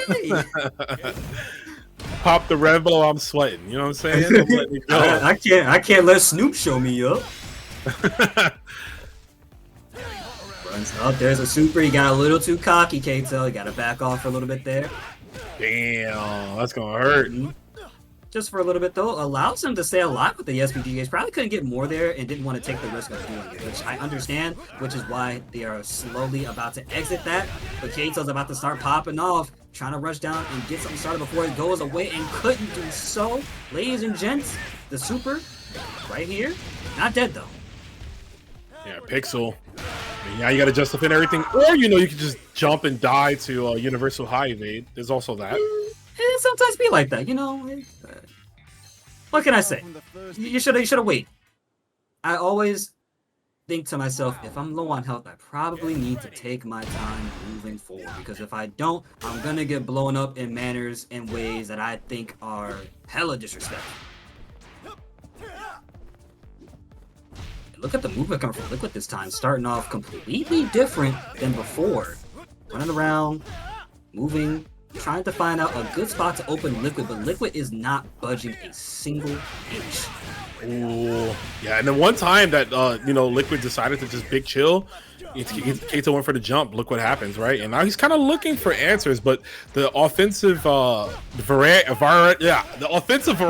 English. Yeah, it's okay, don't worry. Out here, English is hard. It do be hard, but that's not hard, right? Just closing it out right there. Billy Kain. Actually, that was hard. Excuse me. That was hard uphold, if you will, to close out that round. But now, yeah, he's you know, just taking the fight to him really as Billy Kain, which is so great and versatile of a character. But we got a big damage here. Kitola is still in this one. Ooh, not for the count just yet. Gets this double staff combo in as well. Jumps up, crosses up, and now we're going to be seeing Kaseless slowly be put to the corner. Yup, about to see it right now. Beautiful confirm. No more SPG in sight. And you still got to play Liquid's game. Guess. Yeah, one more kill away. Okay. Yeah, we got 2 bars, brother. You got to start dropping some of it. There's one. Yes. Let me see another one. Hold up. We got one more bar meal to work with. Oh, the J jump back C once again coming through. Room, red blow from above, snipe like the aim of Hawkeye is gonna be Liquid O moving on to the stop. Brother, every time I see this Billy Kain win quote, I'm like, we gotta Photoshop a bear in his hand, bro. Like, you see it, right? He's like, he needs it, man. You gotta just I see Photoshop a it. bear. I see it. It's like a proper, like the hand is open enough to Put have the to just, NYC hat on him and everything, yeah, bro. just slide a Modelo in there. You know what I'm saying? It's The the Hennessy weekend. bottle. Yeah, throw no, not the Henny bottle, bro. I mean, we are in Southtown. They get kind of gutter out there in those streets, so you might have to do that. But great stuff to Liquid O, gonna defeat Kato. I feel like Kato just really could not get started at all. The unorthodox play from Liquid O, like you mentioned, at first playing real defensive and then just kind of really turning up the gas as that game went on. Right, he was like, if I made you afraid to jump in on me, now I'm gonna use your naiveness to take. I'm gonna take advantage of it. I'm gonna advance on you. I'm gonna open you up with the combos, and we saw that there. So again, overall solid play, and Liquid O is gonna continue. And I think when you have such an unorthodox playstyle, not only does that benefit you, but it makes your opponent have to think about what your options are next. Because now you realize that these opponents are not doing what you see in your ranked matches, nor your casual matches. These are players that are doing things outside of the book. They're not following the regular norms. And I think when someone doesn't follow the regular norms, those are the ones you got to look out for. Like, watch out for the quiet kid in class. I'm not saying he's going to do something crazy. All I'm saying is, if you test him one way, he might just pull up and hit you with a, I don't know, DP, RC, Rage Run. I don't know. He could hit you with a dunk. He might surprise you. For sure. In a good way. Mm-hmm. In a good way. We're sorry? No, I was saying, look at the names. Naps in chat saying, grab his dick and twist it. Grab his dick and twist it. Man, yeah, keep firing me for doing stupid shit. I'm dead. Yeah. Good stuff. You fired, how you get rehired and then fired again, bro? That's crazy. And look, he just got fired again. Damn. You gotta be out here just putting people down, man. That employee of the month plaque is gone, bro. It just disintegrated before your very eyes, bro. It's done. Bro, not even SpongeBob got treated that bad, bro. There we go. Billy's trying to get employee of the month, right? I mean, he took over the Howard connection. You've seen this character so many times, he may as well be employee of the goddamn month. I'm saying. Going up against Hope tomorrow. Cycrogelio does have a lot to go with. Tenured Mule once again back on our screens, understanding how to play this Billy matchup more and more. Again, this is an academy, so we're all learning at once. Me, Rome, players, chat, we're all learning. Yo, we do be learning out here, just like we got to learn to block that cross up. It's hard though. Oh, speaking of cross ups, the cross under, baby. I got you from beneath, down under, if you will. This could be a nice level 1 super to confirm to top it off.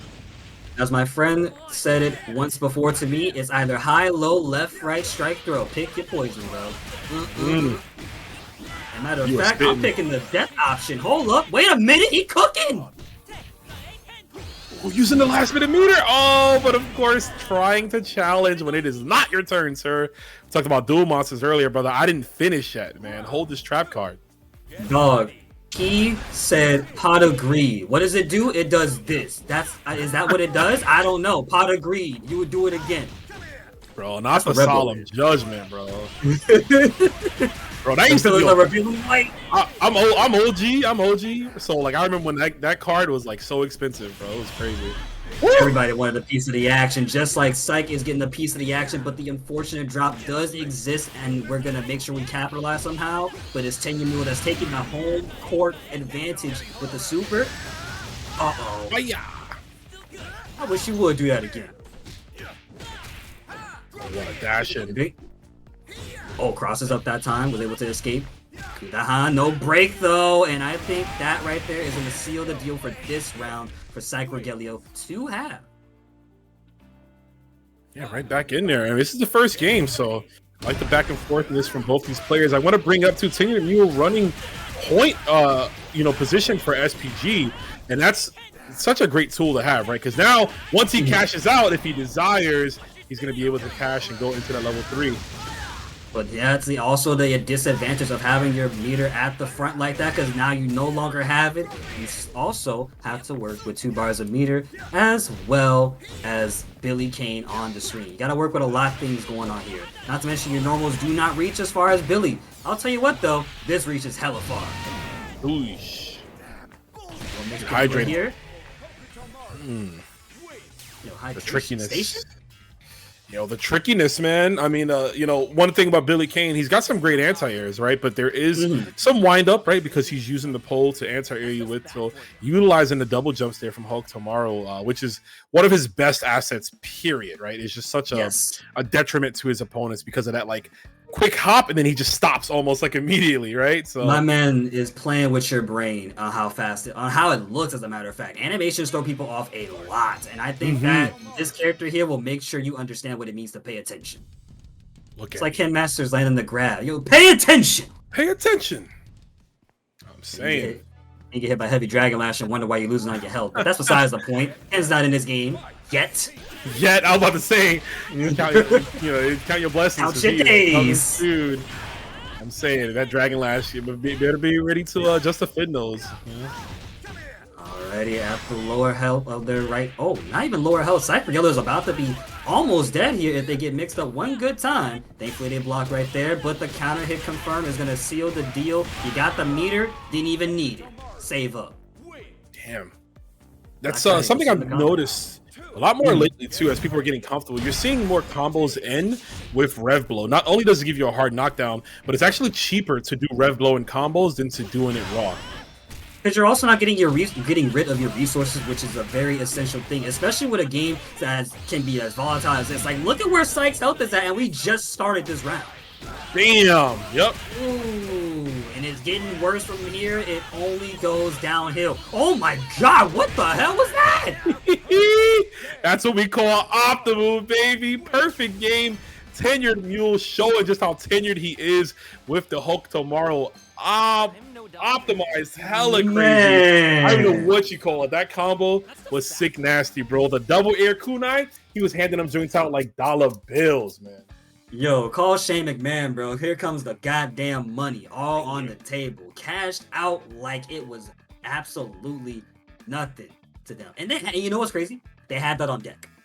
I think that's what sells it even further. You mean to tell me you can perform this in this particular situation? You were ready for that? Why? Dangerous, bro. That's what separates the men from the boys when it comes to the players, right? Is being ready in those high pressure situations. In that case, he was just comfortable, right? Cruise control. This is your captain speaking. We're going to be moving through this flight very easily. I'm going to hit this combo, get the hard knockdown. We're going to bait, get another with punish. That'll be the rest of your flight. As we saw that Hulk tomorrow taking a clean flight there and a victory. So Tenured Mule is going to advance, and that's going to be the end of the run for Psycho Rogelio. But thank you for playing. Of course, and Psycho Rogelio able to go out at what seems to be I think that's 7th or 5th place, if I'm not mistaken. Correct me if I'm wrong. Fifth place, yeah.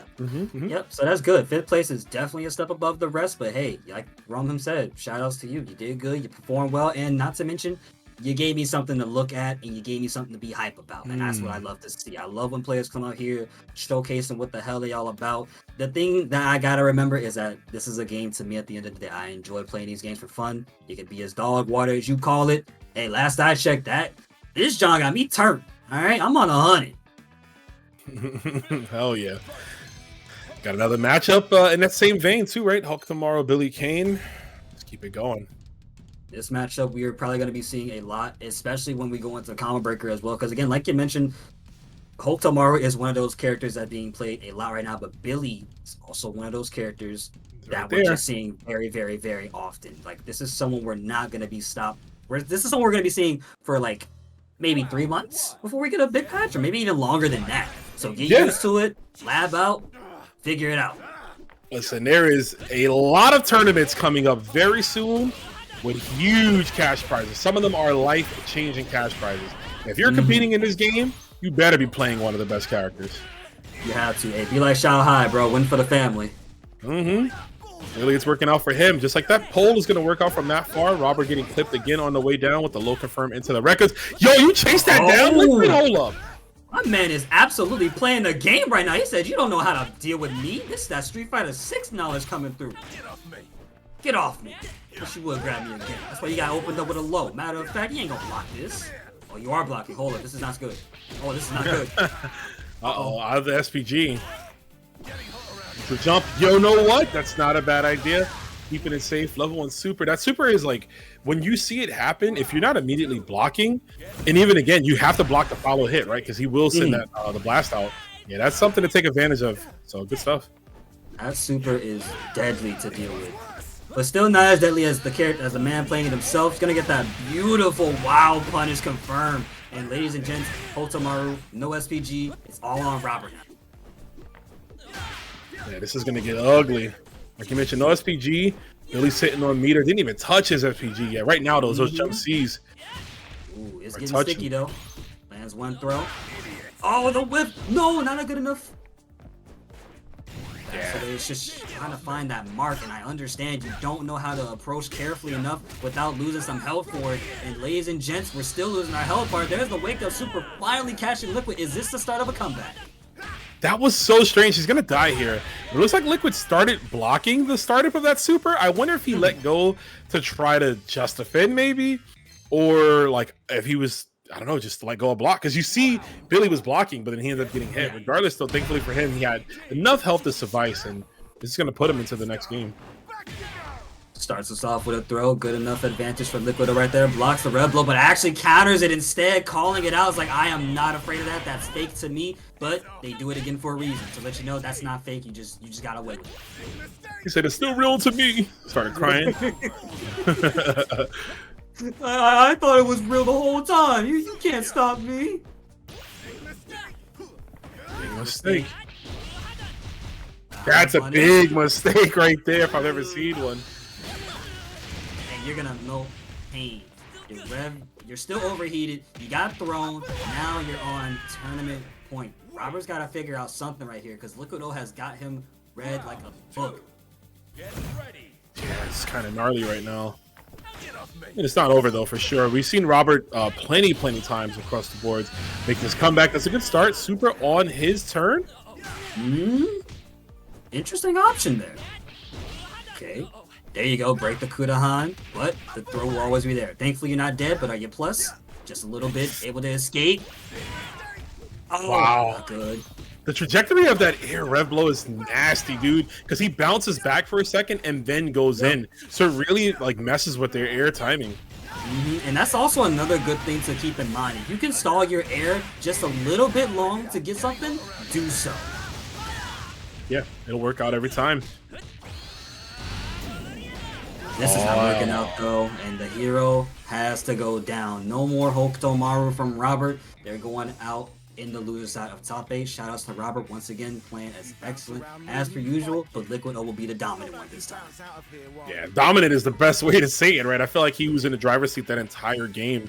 Even the moments with the flashes of momentum shift kind of switching for Robert, where he was able to secure some big hits, maybe like a cross up or a cross under. I feel like Liquid O was like, it's good. I'm gonna just dust it off, get right back up, and it ain't nothing to me, man. This is another day, and of course, it clearly worked out for him. So, yeah, like you mentioned, Liquid O is going to continue on. I believe with that, we are down to we have a Rock, Kevin, one Billy Kain, and one more Hokutomaru left. So there is no Hotaros in this top 8. No Hotaros at all. That's actually surprising that we didn't get a single Hotaru, but the likes of So Sick Nash fan not being here definitely does say that y'all got away with murder, because that man right there, seeing him play week 1 was like, you're getting away with a lot of murder, dude.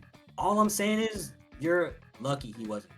You know what in a super nice way, yeah. But I was gonna say, you know what this means to me though, Kuomoko? This just means to me that Hotaru players they love they're out spending time with their mother. They're motherly, like mama's boys and girls, if you will. Yeah. So they're probably all spending time. Especially when the brother ain't around. Word, yeah. Story. No Gatos in sight at Motivation Academy either. No one's been playing this character here at all. So please feel free to be the only lone Gato to run the game. That's all I can. Turn your back on him. And speaking of Gato, how did you feel about the reveal of Gato when he came out? Like, you were happy, weren't you?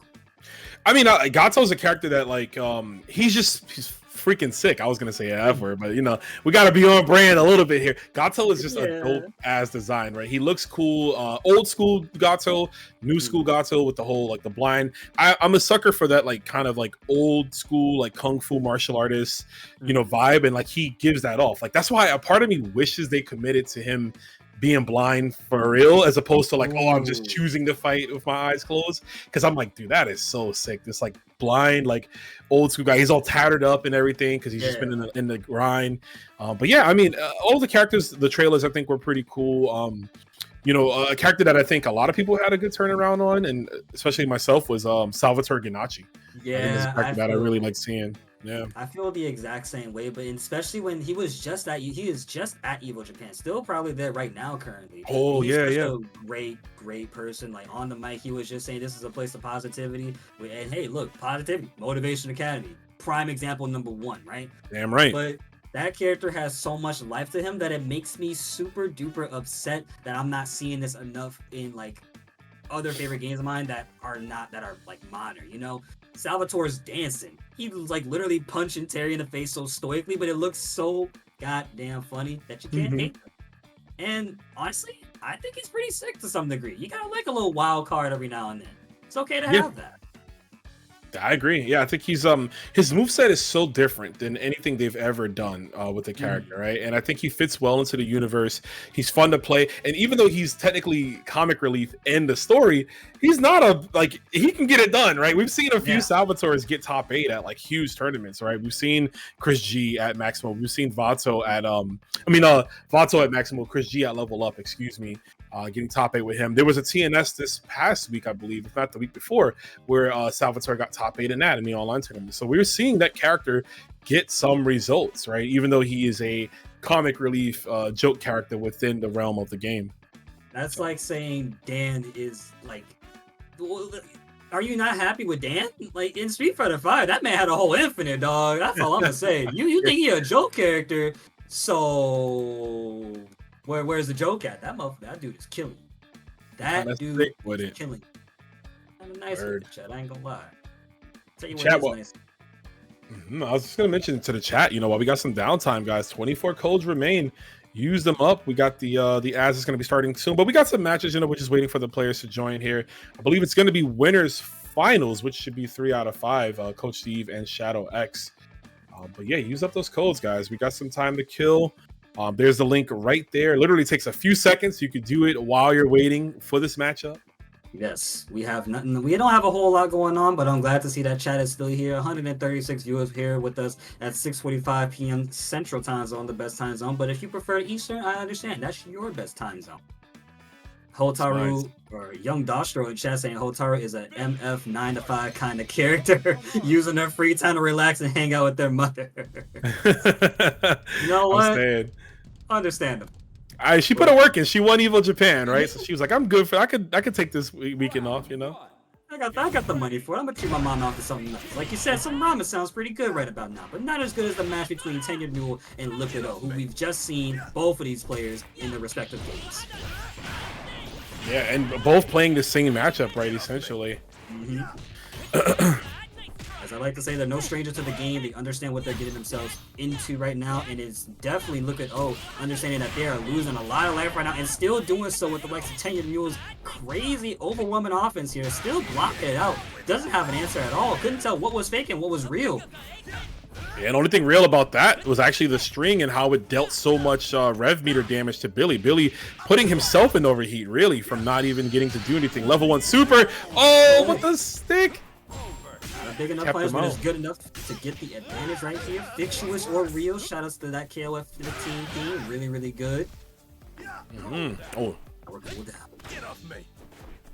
Good throw tag. Billy's got his resources again. This is where it gets ugly. Tenured Mule gonna eat the wreck up, but it doesn't continue. Oh no, this could be doomed for both of our heroes here. One more hit can do it, and that right there, the jump back C will always come through. Can't count on my fingers how many times we've seen that. At least more than 20 times. That is a paramount button for Billy Kain. I mean, any game, his C buttons are usually the ones that are going to get you the most mileage, right? That's why you play the character, is to swing that big old stick. You know, if I had a character with such a belligerent number as that, I'd be using it too. All the time. Belligerent is this situation here. There's going to be the wake-up super that start up at 6 frames is like, that's very scary to look out for. Comes at you quick like a jab. There's a broken throw though. Oh, just barely able to avoid getting hit in the sky for a second. Huh? Yeah, the ninja.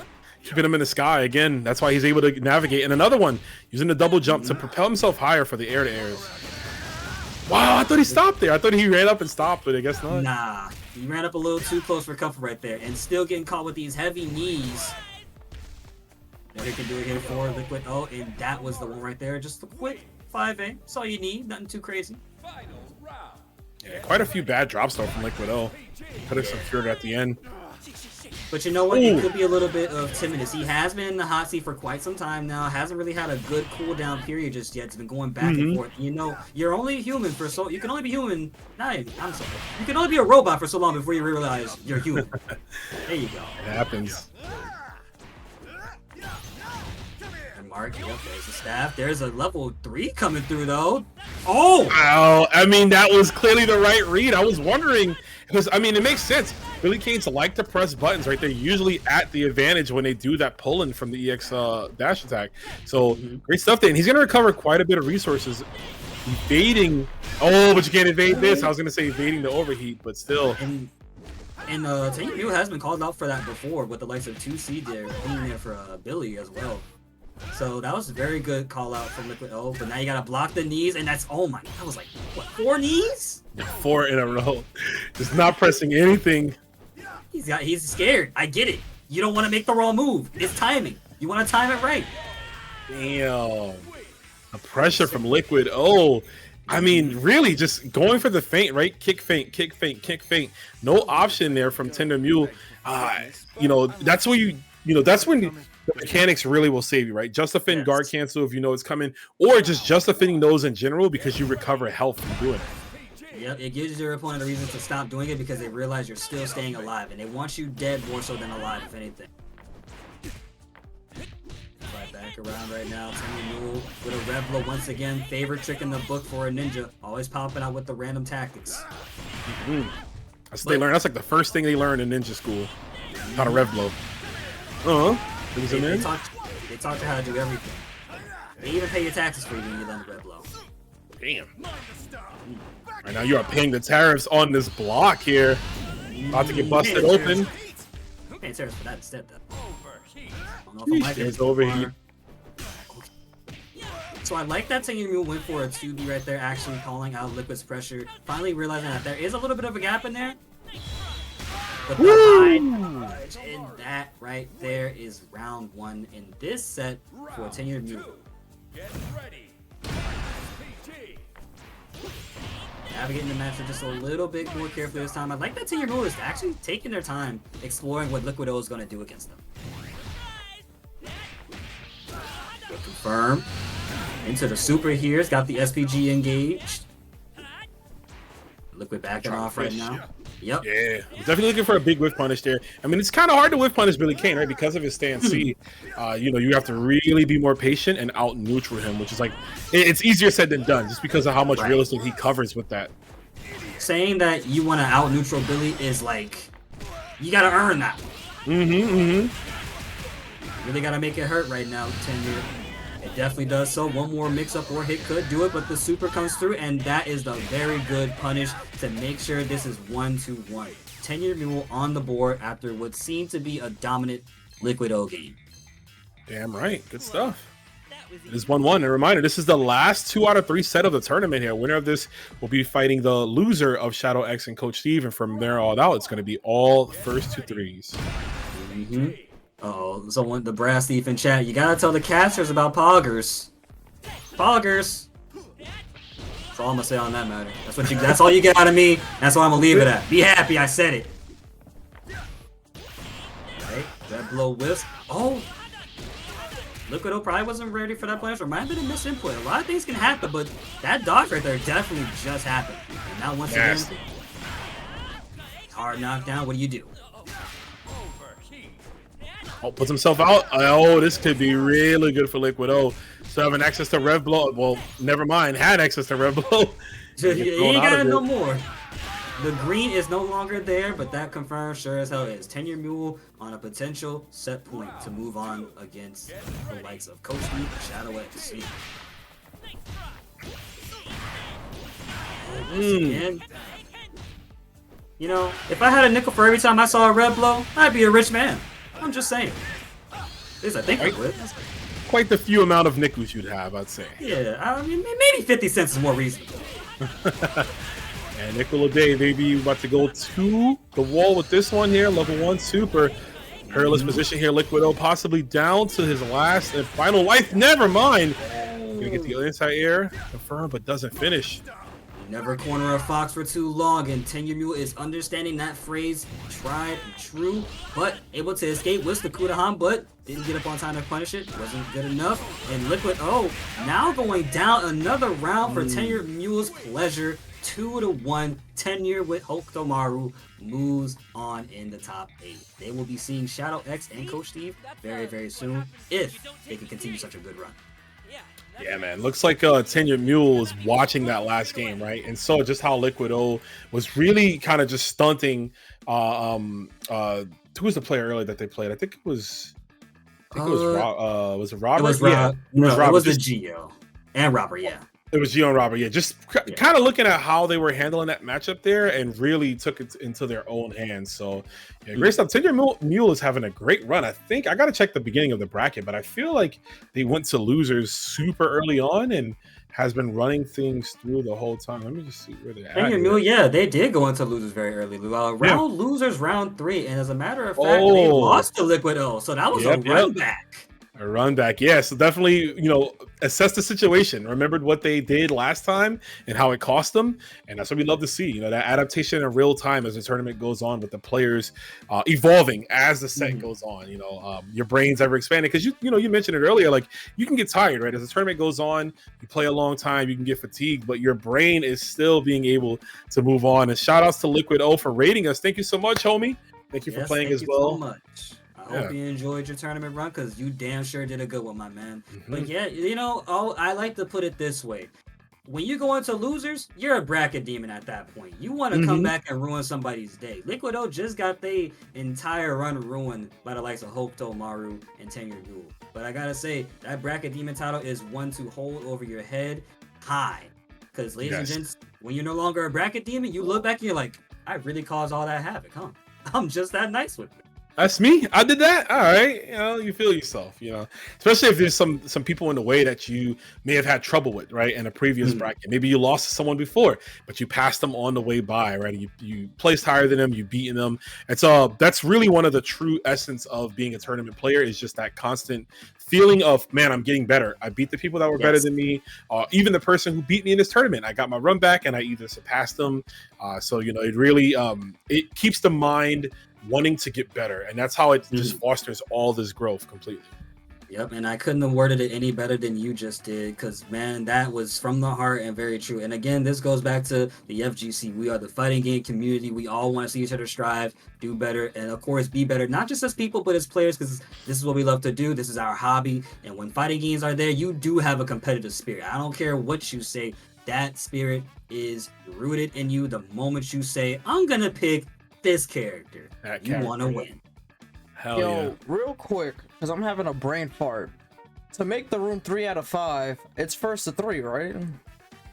First to 5. Okay, I know. Wait, no. First to 3, you're right. Yeah, first to 3. Okay, so it was first. Yeah. Okay, I just pressed the button too quick. Okay. I knew it wasn't stupid. I told you earlier, you're not stupid. I've seen. Look, I'll say it like this: I've seen it happen in real time. I work with the people in real time. Never think that. Listen, wording is different sometimes. You're good. I hope everyone's enjoying the show. We are in top 3, so it's 3 out of 5 from this point on. Enjoy top 3 as I go back to the shadow room. Enjoy. There he is. Shout outs to Judai bringing this all together. Again, support the house, guys. Support his channel. Support, Fatal Fury. If you play Street Fighter as well, you run Street Fighter on Mondays, so you got more bang for your buck. Just keep grinding and supporting these online locals, right? These are pivotal. These are just as important as offline locals. You know what I'm saying? Yes. So it really helps out. He's doing a lot to run these tournaments, and just keep showing him the love. And I also gotta I can't stress enough, because locals are getting more and more important as the day passes on. This is reality, ladies and gentlemen. Not to put any Debbie Downers in the chat or anything like that, but this is some real stuff that we got going on right now. Y'all gotta give us as much support as possible, because if we didn't have this, y'all wouldn't be here. Y'all wouldn't be having a good time.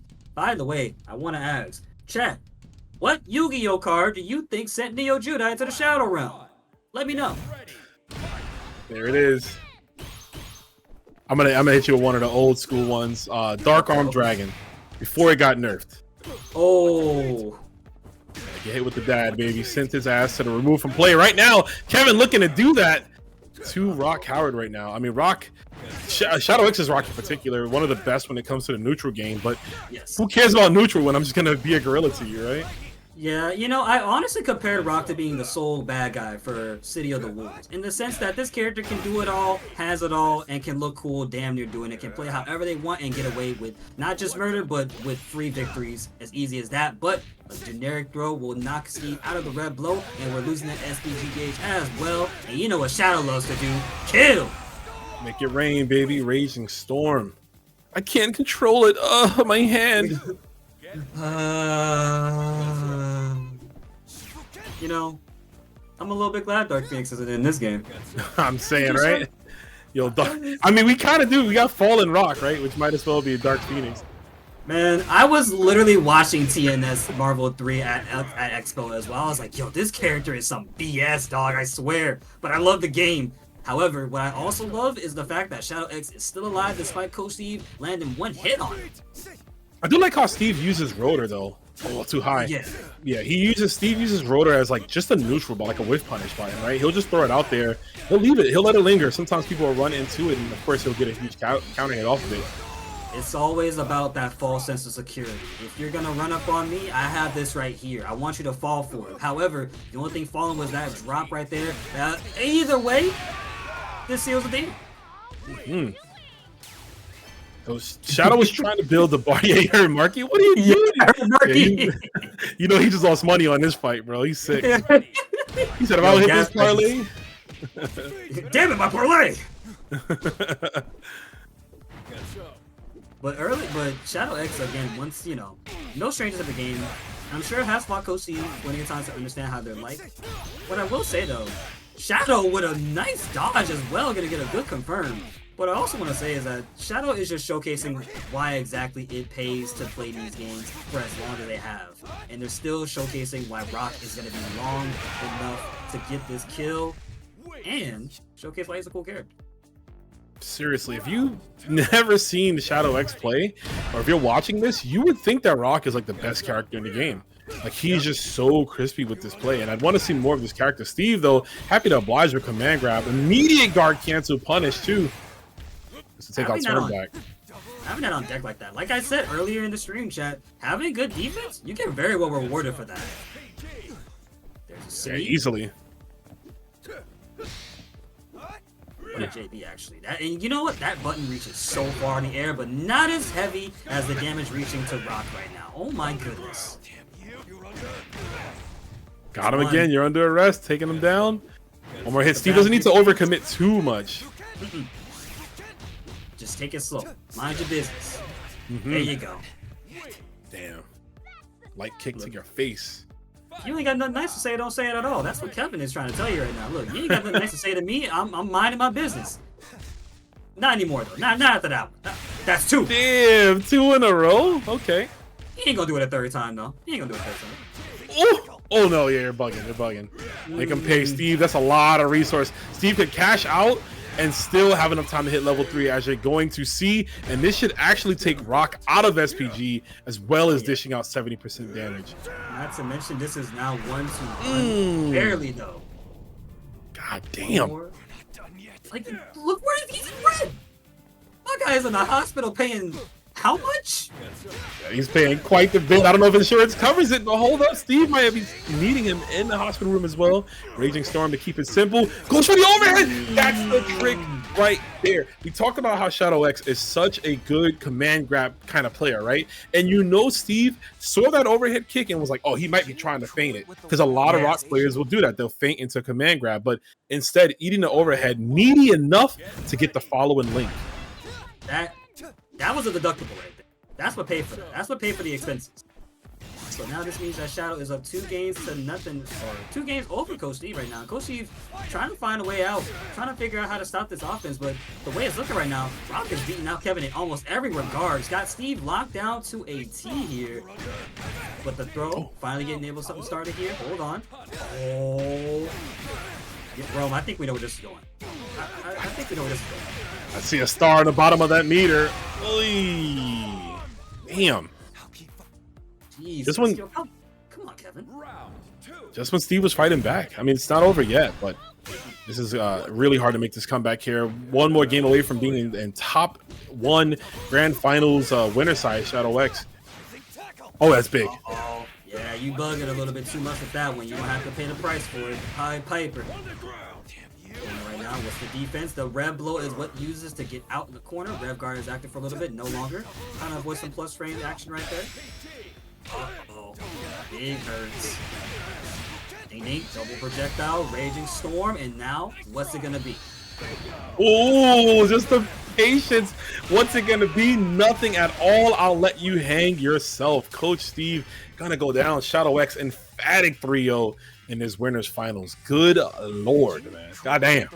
You know, yeah, would you call it with the wild accusations? All right, like I'm just a dude that's doing his business. I'm trying to get the dub. I'm trying to pay for dinner. I gotta take out B. Janae. She just forced me to say she forced me to dinner tonight, right? He's like, I'm bored. Can you come with me to dinner? I know a good spot down in South Town. Know a good sushi spot. That's when you gotta not look at your phone. You know what I'm saying? When that happens, because you don't want to spend no money. You know what I'm saying? And B. Janae, I know she the type. She only coming around when she know you got bread. So you gotta, be careful Which with is those crazy, because she comes from a rich family, so she's like, what? Like they're just stealing from people. She's a high class low life. You know what I'm saying? She's a pirate. She's a thief. But you said she comes from rich people.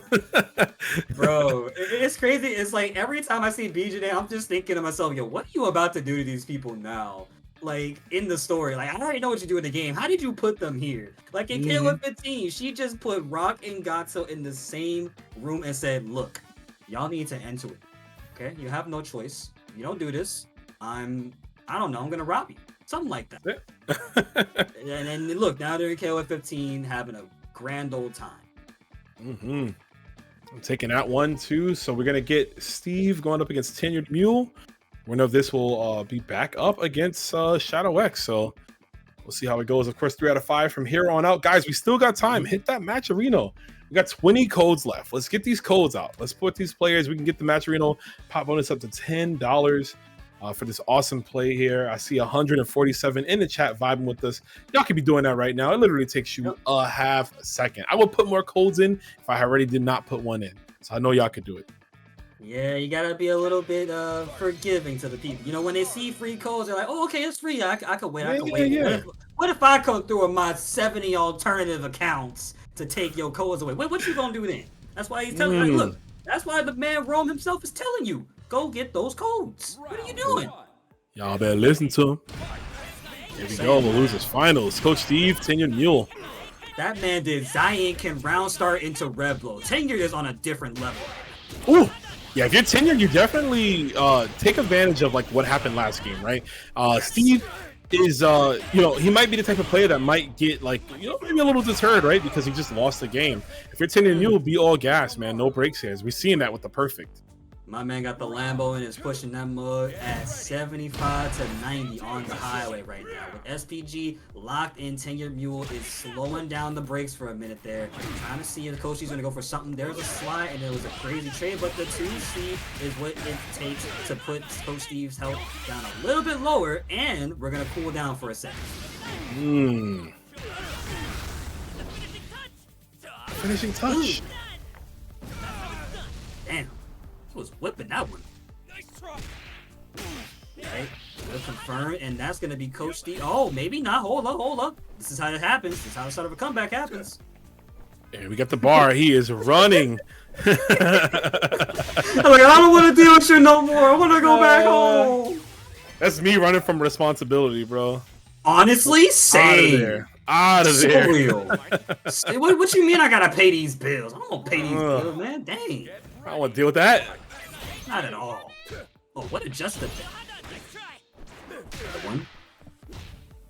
And you gotta think, as Tenured Mule, you're playing someone as agile as Hotomaro, but you know that a punish like that is what it takes to make you second guess your decisions. Look at what Coach Steve is doing right now. Guys in the corner. Doesn't need a Yoki Zemi, just goes for the throw. Crosses up, lands the hit. And ladies and gentlemen, I don't even think we're dead yet, but we're close enough to it. One more shot here can do it. There it is. JD taking the game. And Damn. Yeah, now that was sick. Sick stuff right there from Coach Steve. Nice rebuttal, right? Mm-hmm. Not shaken at all by that last matchup there. Anything you can do, I can do better. Just like countering your Rev Low follow-up, once again. Not only done by Liquid Oak, but by Coach Steve as well. Right now, don't do anything super crazy. Rotor is coming through once again. Think. On the ground. Watch your feet. My man, it's Chris Redfield for real. Punching boulders, putting a badge in front of your face, telling you that you need to be mindful of what happens. I am a law-abiding police officer that wants to understand, why do you carry shurikens everywhere you go, little man? Yeah, I need to question you. I got to take you in right now for questioning, man. Yeah, Marky's just We're playing a seeing good that. cop, bad cop with him. Marky's got a whole donut in his hand. It's like, why did you... Kevin's just like, oh my god, this is my bad cop. I can't believe this. Or maybe he's my hyping it bad up. I mean, do a little bit of both for sure. Yeah, Marky's definitely. definitely. Yeah, I think Marky's definitely the bad cop in that situation, right? Kevin might work with you a little more. Marky might be just like, yo, you got to go. That's it. Immediately. With those muscles and that damage, yeah, you gotta work with Kevin. You could die. You could die at any Man, moment. right now we're gonna see some death here. Level 1 super here. Tornadoes. And Mule fighting back. Look at the both of them. Actually, I don't like that. There is no game where it's a down the middle. Each game has just been a stomp out from both the players. But that goes to show that both these players are definitely doing their best to not only win, but showcase why they can match up to the best. Coach Steve definitely matched up the 10-year Mules, overwhelming offense, gets the throw, and now we're in the corner. What are you going to be doing? Lock it for a while. There was a rev guard earlier trying to escape some frustrating scenarios, but a wild punish comes back to bite you in the butt. And ladies and gents, you see that meter right there? One more hit. This could be it. Damn, a safe jump too. Trying to meet him in the air with the jump A. Had the rebuttal with the anti-air. Oh, there's that Kevin. Yeah, they gotta fix that. But one of the weaknesses of Kevin right now, the proximity of his light kick. He can use point blank sometimes to still get far light kick. So that's okay. Addressed it. Speaking of addressing, raw overhead. Stop that throw attempt. We need to address why this officer is still trying to beat up this young man right here. That's what I'm trying to say. This situation is kind of unfortunate. But however, that right there is so unfortunate for 10-year Mules. Now down another round. Couldn't see victory with a 2-1. Damn. I just think the fact that he sweeps your legs and then breaks your face with his knee. Police brutality is real in this game with Kevin. Yeah, Kevin be landing it overhead. Nope, too far though. Yep, take your time, mind your business. Do anything super crazy. Coach Steve throwing out some quick lights, just trying to assess the situation. If you get caught by one of them, that's a good thing. You lost a little bit of health from being poked out. There we go. See, that's the problem with Kevin too, right? His DP break starter, it's so low, so you have to let it linger quite a bit more. There's the anti-air attempt into the super. Steve is right back in the saddle. Goes for the cross-up, stays in front, using a rev guard actually to maintain that position there. Good stuff from 10-year Mule. I like that. Being very, very aware of what that cross-up entails and understands that that's what Coach Steve likes to do. Understanding that that habit is very real, but now you saw a double dash up 5A, and look, he's still doing it because he doesn't have to do anything. Yep, and there it is. Very good. Well-placed 2D on the way down. Get kicked in the guts. 2-1. One more game left. Round 1. Get ready. How's it gonna go? Winner of this will meet Shadow X in the grand finals. You know, if you're Steve, you definitely want that run back. Yep. Oh, but the run back starts when you don't get hit by that again. Wasn't ready for it that time, and I understand. Here's the hard knockdown. Double Zayankin to set up something. There's a full Tekken string coming through. Slides in. I like that. Tekken string into rev blow. Yeah. It's like a Tekken string and a heat burst. You know what I mean? Yeah, we take that. Yeah, exactly. Definitely, definitely. That one we should take it. Ooh. It's gonna hurt. On the ground. Watch your feet. Yo, that's it. Yep, that's definitely it. Just when I was like slightly questioning Steve using that level 1 super, clearly that was the right decision. Sometimes making those decisions doesn't cost you a game, but rather it gives you a much better way to want to approach. You use that momentum after that super. I think that's what really matters too. having a lot of energy to constantly go after using one Barbie. Because guess what? You still got another Barbie to work with. Ooh, ref blows out through the elbow.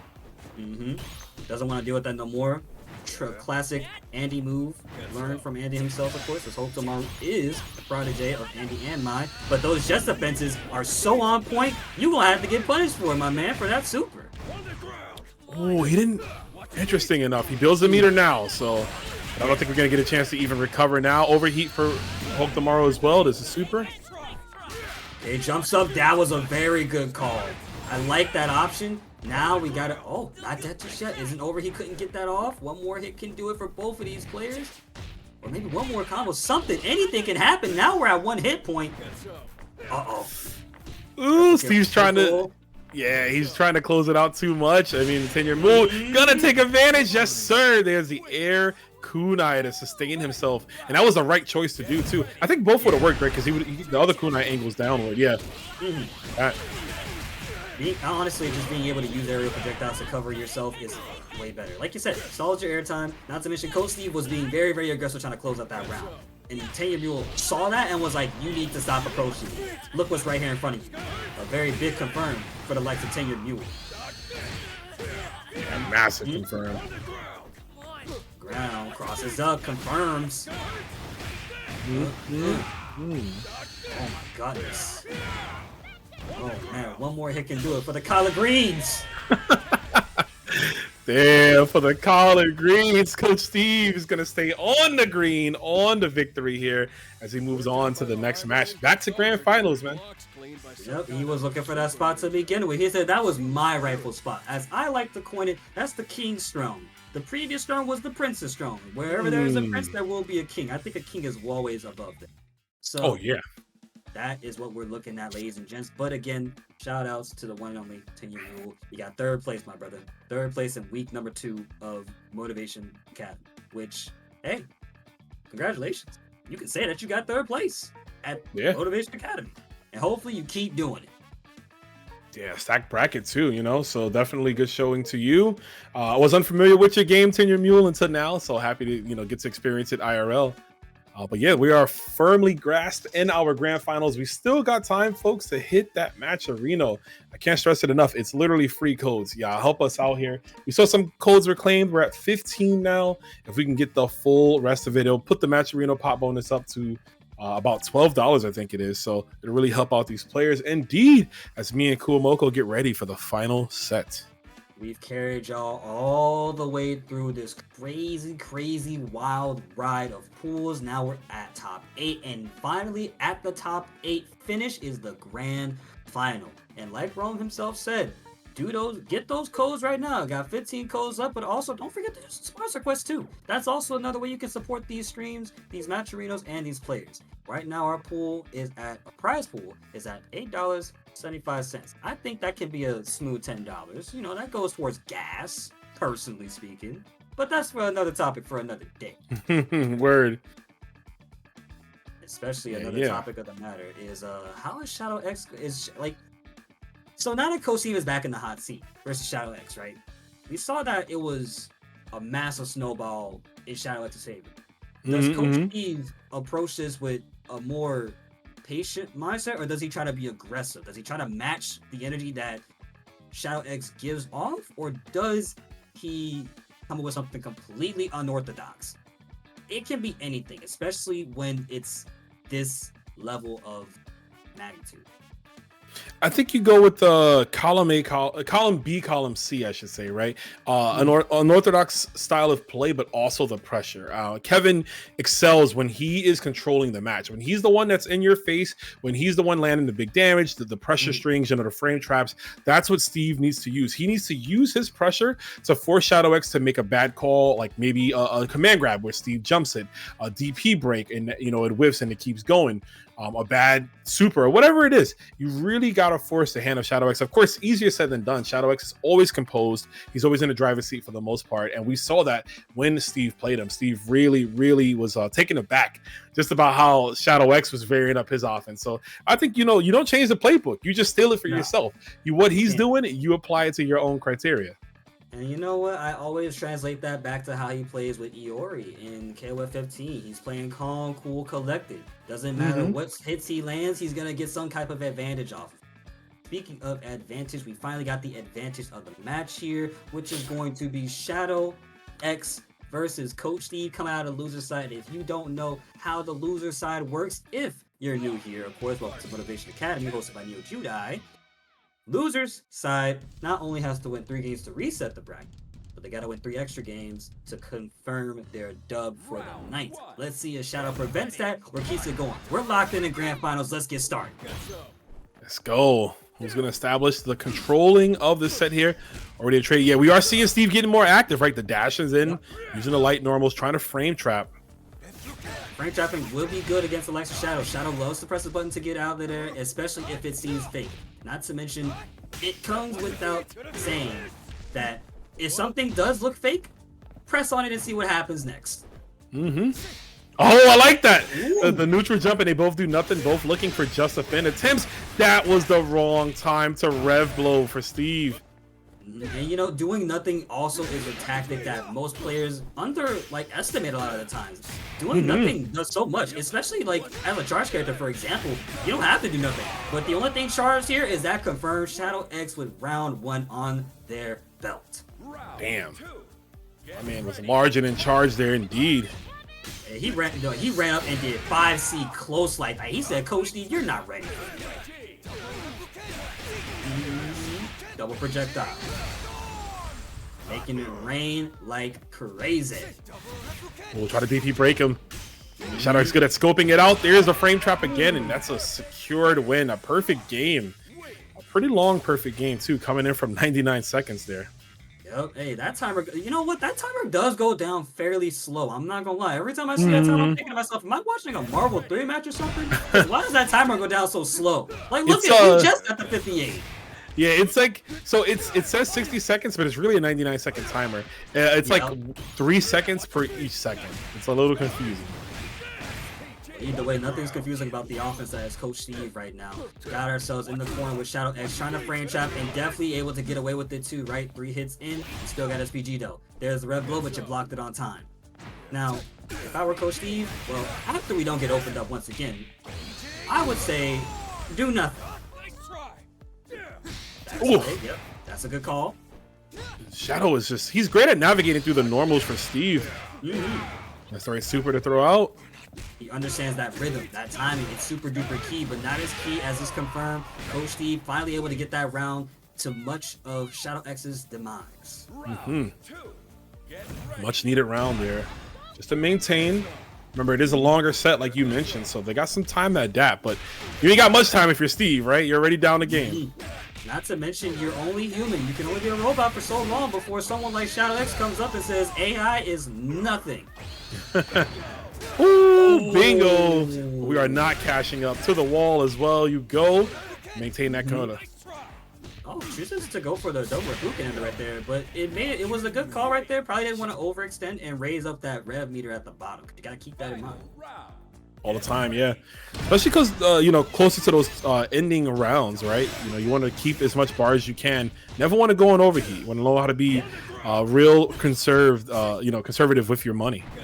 Yes. You gotta save up the big part. You gotta save up for the big bucks. Just like we're saving up $9 for the prize pool right now. Look at Coach Steve with a couple of 5As, but Shadow X with one of his own. Blocks the super and hold up. This is gonna hurt. Revving it up though. Ends it with the Raging Storm. Yeah, it's big. Rock still hasn't even touched his SPG yet. Not at all.